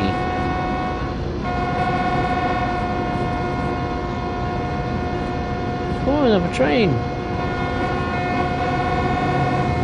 How nice that he's whistling at me. That's nice. I don't know if you heard that, but I heard that. It sounded like that train there was whistling at me. That's nice. It was probably whistling at the crossing that we just passed. Most likely.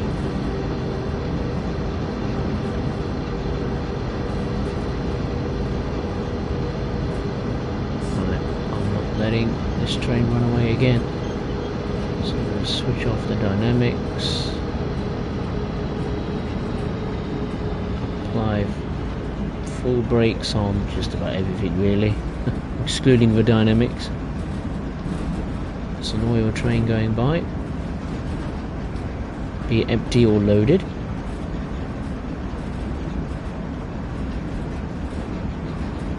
The brakes aren't working. You know, I question whether the dynamics are working. Would help if we had a helper pair at the back. Would be a little bit easier, that's for sure.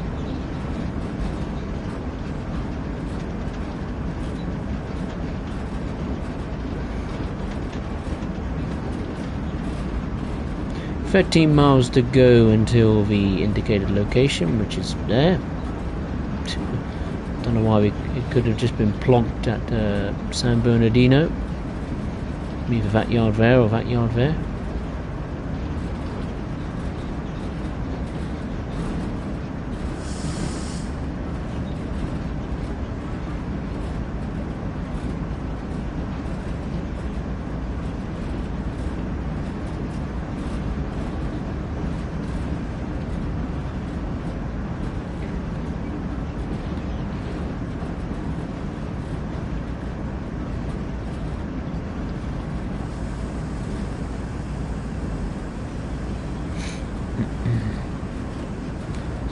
Dynamics again. Let's give it another chance. I don't think the dynamic brakes kick in until the brakes are completely released, so maybe it's best I don't actually turn off completely.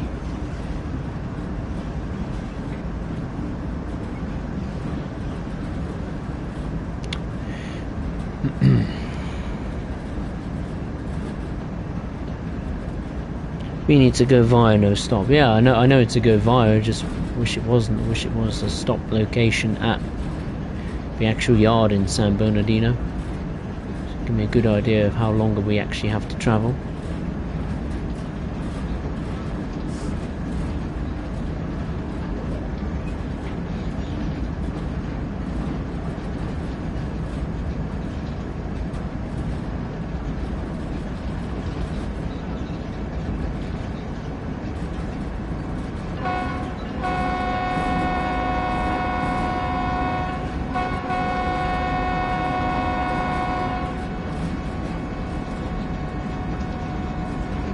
There's a sound of a horn in the distance. Why is that making a noise?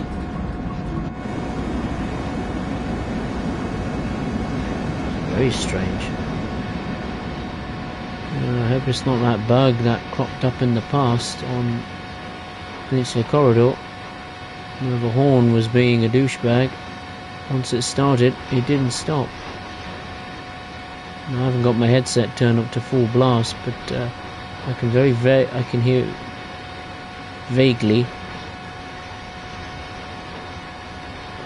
I thought it was a horn for the other freight train that went by earlier. I didn't think it was a bug. Oh dearie me. Come on, Dovetail. This is one of your premier routes of this game. We can't have this bug. No. I thought it was gone. Frustrating.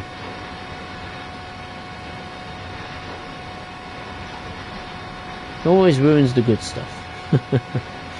Never mind.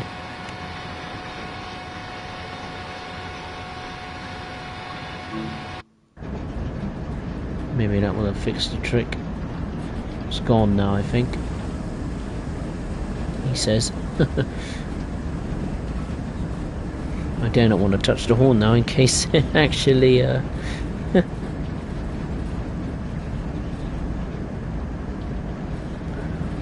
think it's gone. No doubt it will return. We'll find out when we get to the next crossing. We've got a big wall. Near another track.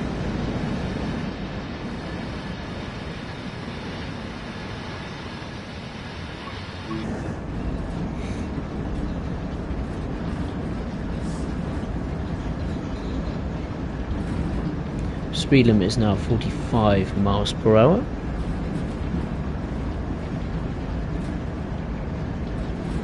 Foxy, did we not talk about polishing before? Yeah, we have, but clearly Dovetail's polish isn't as good as I thought, which is a bit of a shame. You'd think they'd improve on it, you know. It goes back to the same old story of testing. I don't know.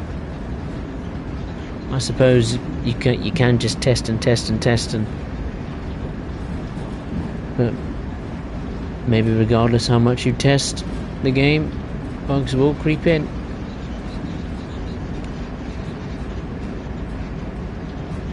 Never mind. 10 miles to go until we go via Point. It's getting very late now in the UK, 20 past 10 at night. I'm certainly pushing for the 2 hours.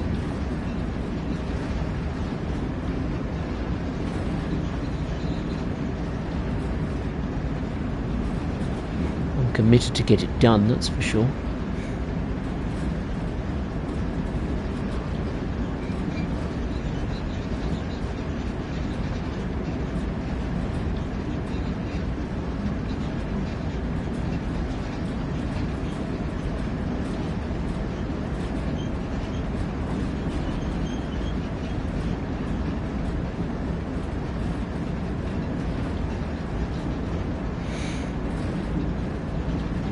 Foxy, well, and I hope no red signal structure. Yeah, I hope it doesn't. I don't want to wait. No siree.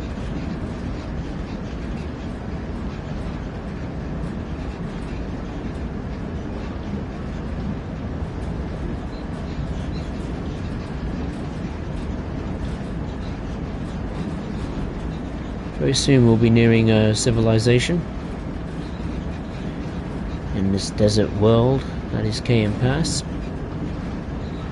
or Cajon Pass I think it's called correctly. I call it Cajon Pass.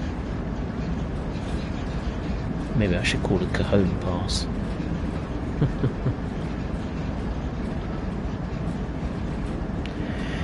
Shooter simulations, Dovetail really need to look more into their routes before releasing it.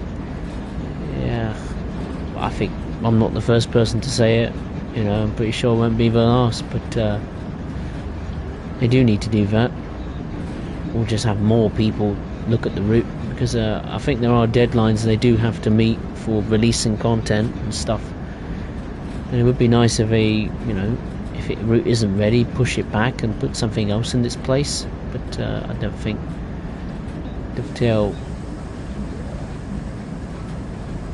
either want to do that or do not for some reason have the power to do that. Maybe if it's the boardroom upstairs, maybe pushing them out just to get in that extra dollar, that extra pound through the door. I don't know.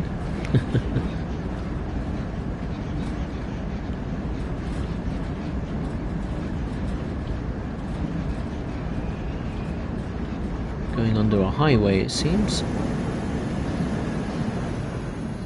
Looks like a highway. Indeed it is.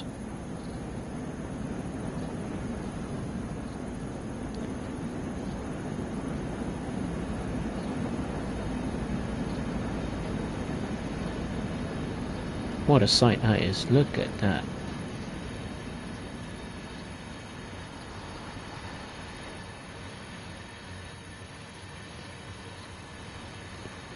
Spectacular. You could just sit here and watch trains all day if you wanted to.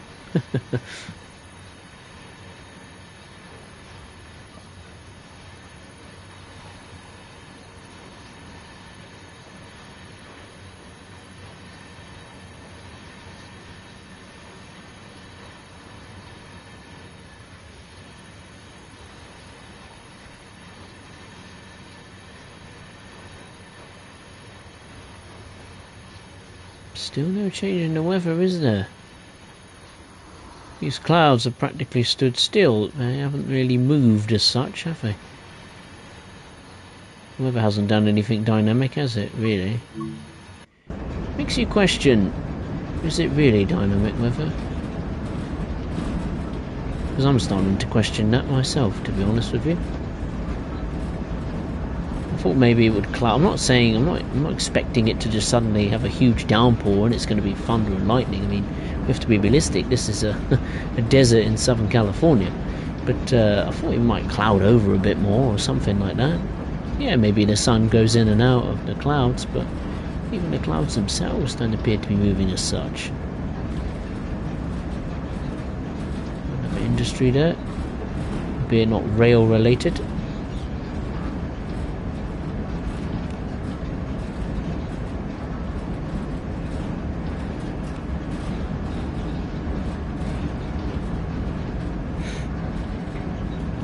It does look awesome, Foxy, you're absolutely right. Shooter simulations, maybe dynamic also means real-time weather. True.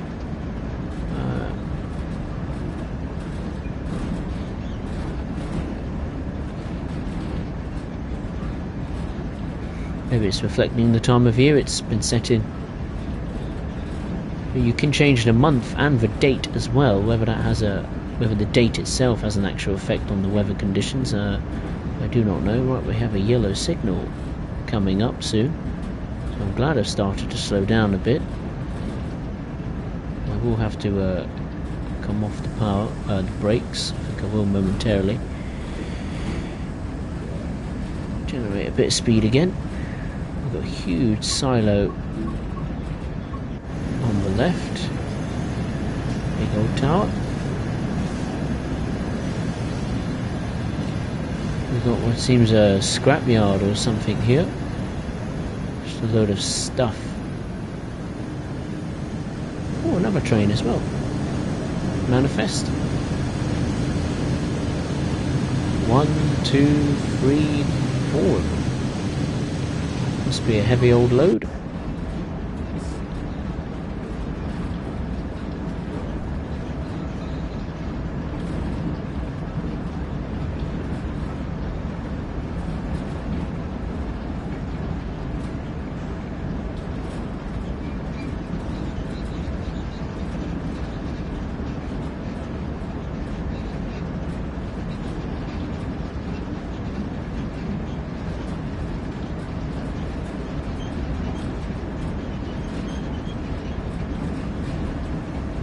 Getting closer and closer to civilization, for sure.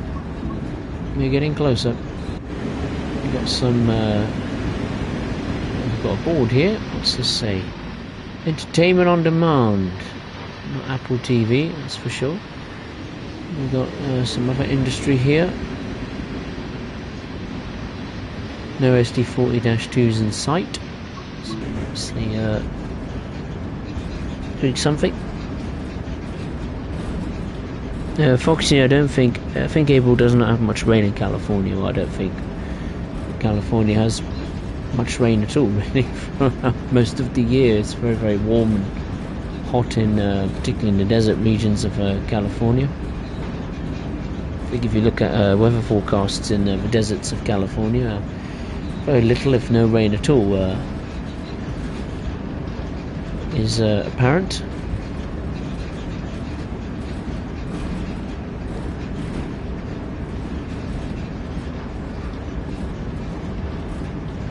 Foxy, I think we will need a third locomotive for this route. I wouldn't be surprised if we do get one, either as a loco DLC.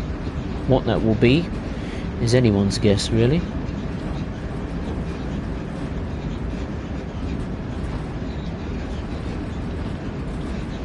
Got a long track over there I've just seen. Where's that come from? Oh, it's the wiggly, windy track that started up here earlier.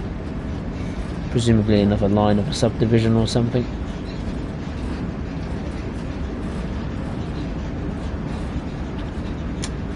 Let's have a look at. I'm just going to look up Cajon Pass.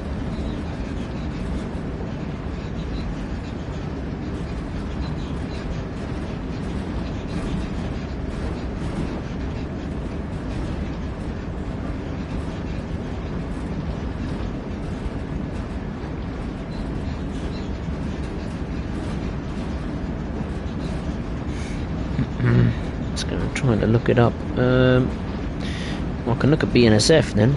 That's something. The BNSF Railway owns and operates tracks in 28 US states: Alabama, Arizona, Kansas, California, Colorado, Ohio, Illinois, Iowa, Kansas, Louisiana, Minnesota, Mississippi, Missouri, Montana, Nebraska, Nevada, New Mexico, North Dakota, Oklahoma, Oregon, South Dakota, Tennessee, Texas, that'll be a good one, Utah, which we have in the game, Washington, Wisconsin, and Wyoming.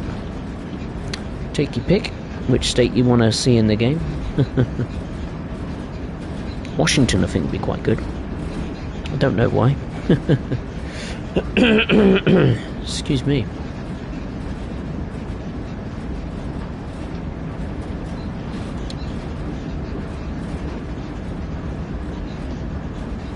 Holding steady at the moment in the 40s. Just over 2,700 or 500, 400 feet until this yellow signal. Presumably that's where the marker would be. I wonder if we have to set any manual junctions. I don't think we need to. Got some industry on the left. Nothing in it though.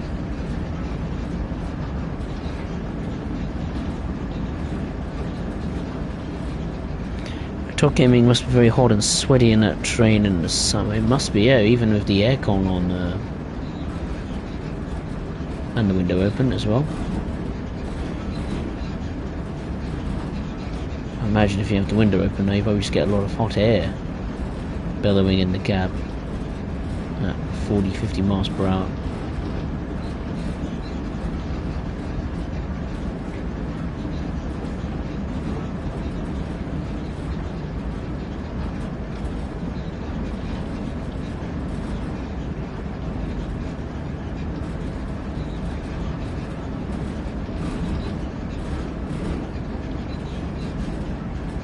I've just noticed we passed the yellow signal and no red signal in sight. Gradient significantly reduced, which is nice. And that nasty horn bug seems to have disappeared, which is also nice. Foxy, you don't have air conditioning. In the cab, yeah, I think they do. Through this fan, turn the fan on, adjust the fan speed.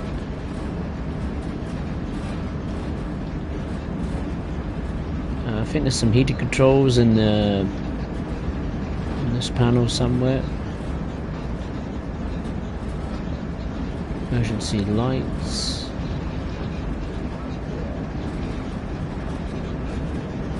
Fuel pump.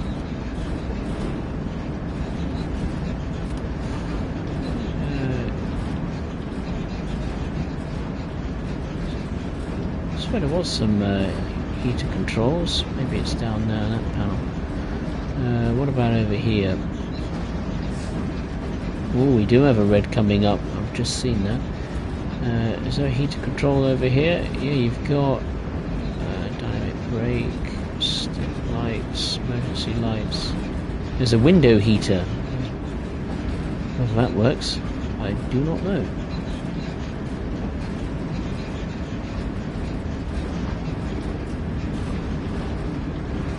Start to slow down actually, just in case. Maybe a bit of a queue coming in and out of San Bernardino yards, so I think it's best to get on the brakes. Foxy, the fan moves. Since when does it move? Until W2 the fans did not move.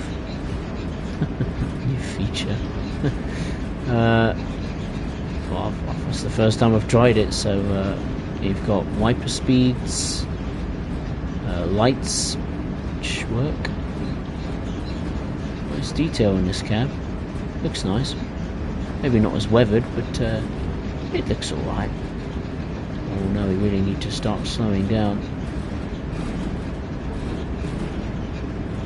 I imagine we're going to be stopping in this yard, which is just still pretty big. Got an SD40 presumably sat there. Got this huge yard here as well.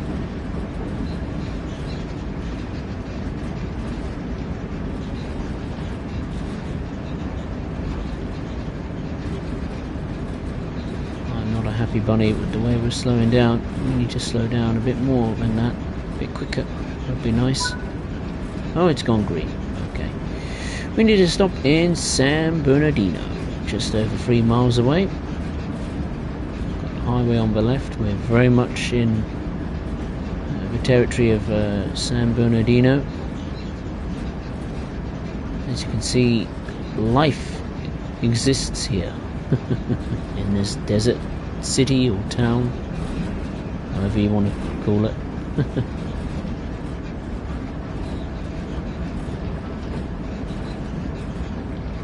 I think I'll release the brakes now.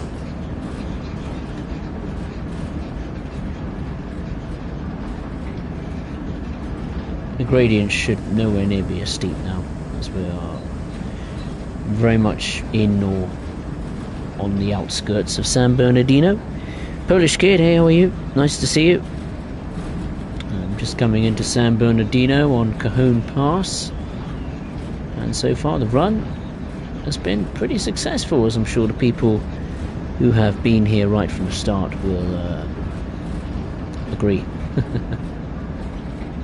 And a bit of a wobble in the middle of the route, speed-wise, but managed to gather it up, and so far, so good.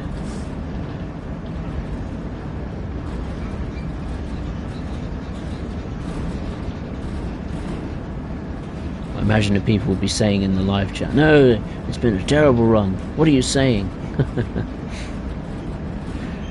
It's been a disaster. I've been hit in the face by some trees. Is that autumn time? Is it autumn time? Probably not. I don't know, I mean, autumn can happen at different times of year, can't it, in some countries? Excuse me, I've been hit in the face again by some leaves on the trees.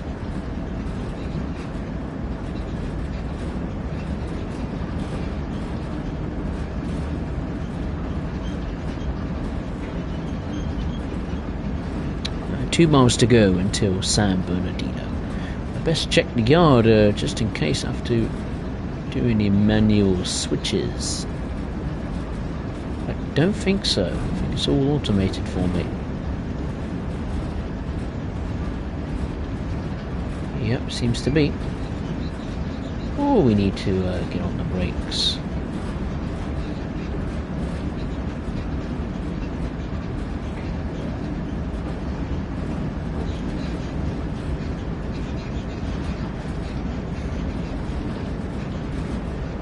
Coming in very, very quick, but here we are in San Bernardino.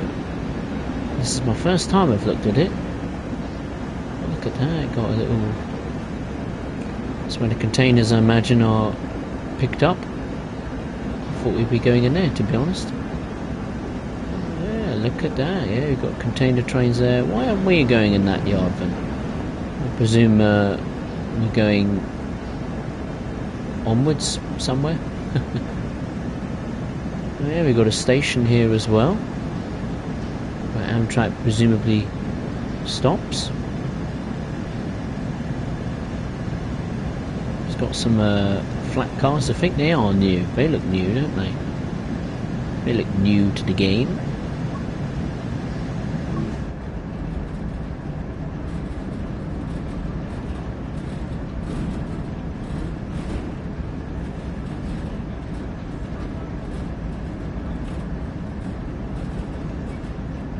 Go round the corner, got to go around a big bend.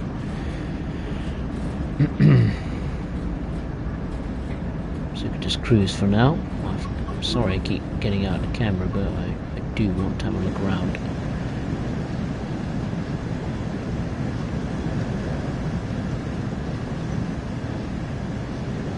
Some tracks go down there to nowhere.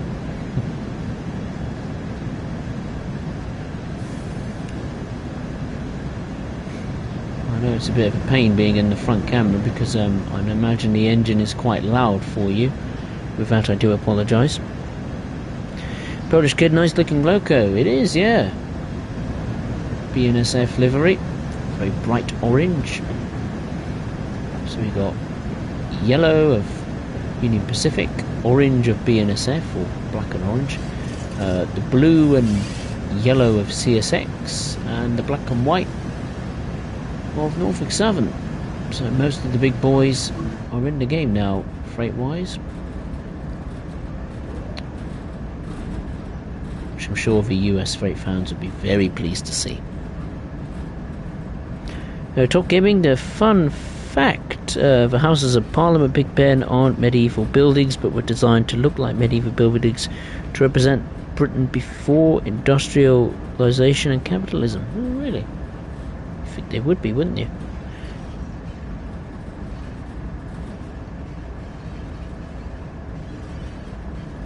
Foxy, I like your streams. Thank you. I'm sure people enjoy my streams. I certainly enjoy doing them. It's good fun. It's nice for you to come and explore some Train Sim World stuff with me. Be it routes old and new. And we're losing a bit too much speed. You can't win, can you? It's a nice looking palm tree there.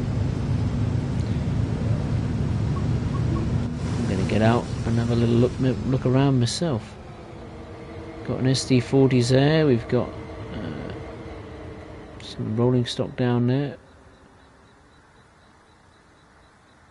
This is where we're going, down here. Another highway. The freight yard's not that busy. There's a few trains in here. One looking to depart by the looks of it. Some SD40s. Indeed, we do have some Union Pacific stock in here. Yeah, we've got some auto racks with a Union Pacific badge. I presume Union Pacific must pull some freight tonnage around here, around these parts. I think it's best I come off the throttle and put on the brakes.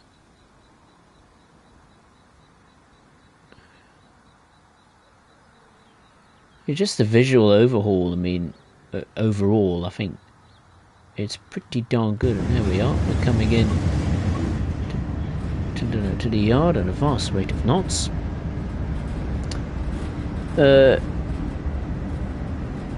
Shai Guru, hey, how are you? You're from Japan, very nice. Hope you're well, hope everything is all good in Japan. Whereabouts in Japan are you from?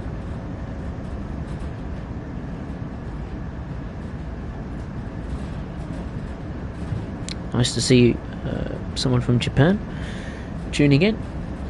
Welcome. I think that is a first for the channel. Polish Kid, I'll catch you in another stream after you go. No worries, Polish Kid. I'm about to finish up myself. So take care of yourself, and I'll see you next time.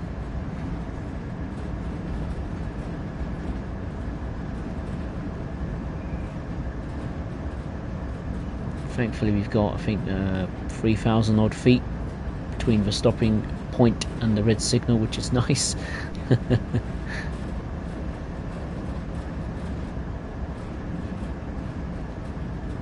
We've got another train on the... that's just departing. Oil train by the looks of it.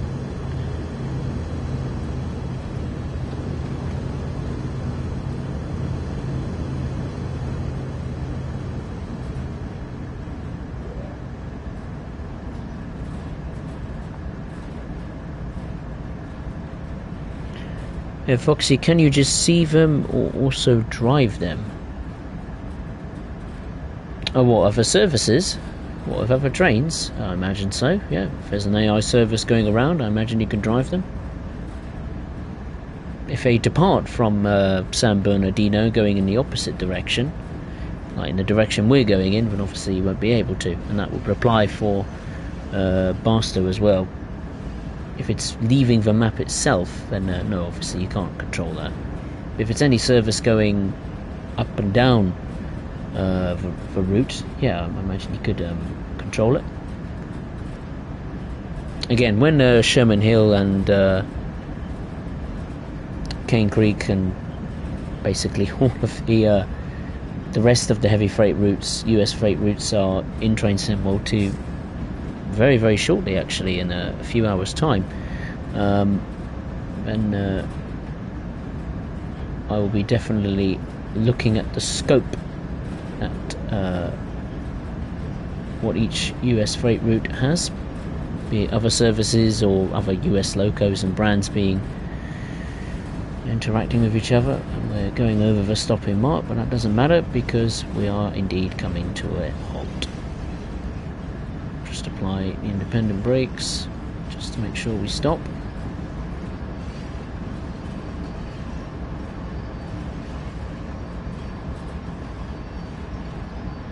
Would be cool to see if we could play some of those services. I'm pretty sure you can. I imagine so.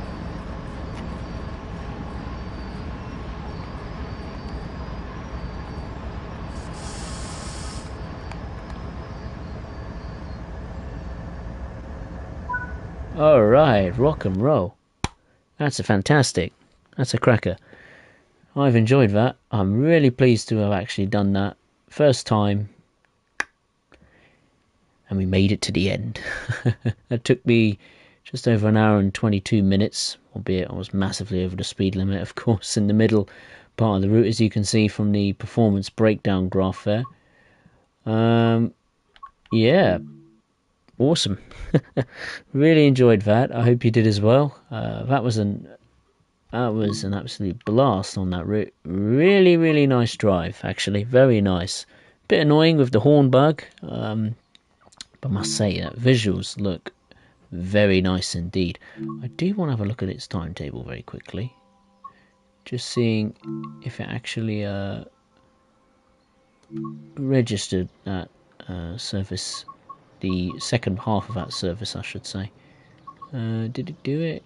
Yeah, that's the intermodal, and I presume that's the second half. Yeah, it looks like you can do an AI service. Foxy. That's an oil train that was just departing as I was coming to a halt, and it looks like you can do that. And that takes nearly 2 hours just to go from San Bernardino to Victoriaville. It's a long old journey. But yeah, that concludes the stream. Really enjoyed it. Hope you did as well. If you did enjoy it, and of course, like I said earlier, make sure to give this video a like. And if you are new, either watching live or on playback, then I would definitely consider subscribing to the channel, because I'm going to be looking forward to doing more streams on Train Sim World 3, be it routes old and new. And as far as the next stream goes, it will be on September the 14th. That is a Wednesday, where I'll be on Schnellfahrstrecke Kassel to Würzburg. So very much looking forward to that. Hope you can join me for that. Of course, that will be at 1300 PM UK time. So I'd just like to say thank you very much for watching. Enjoy the rest of your week, and as always, I'll see you next time. Thank you for watching. Take care.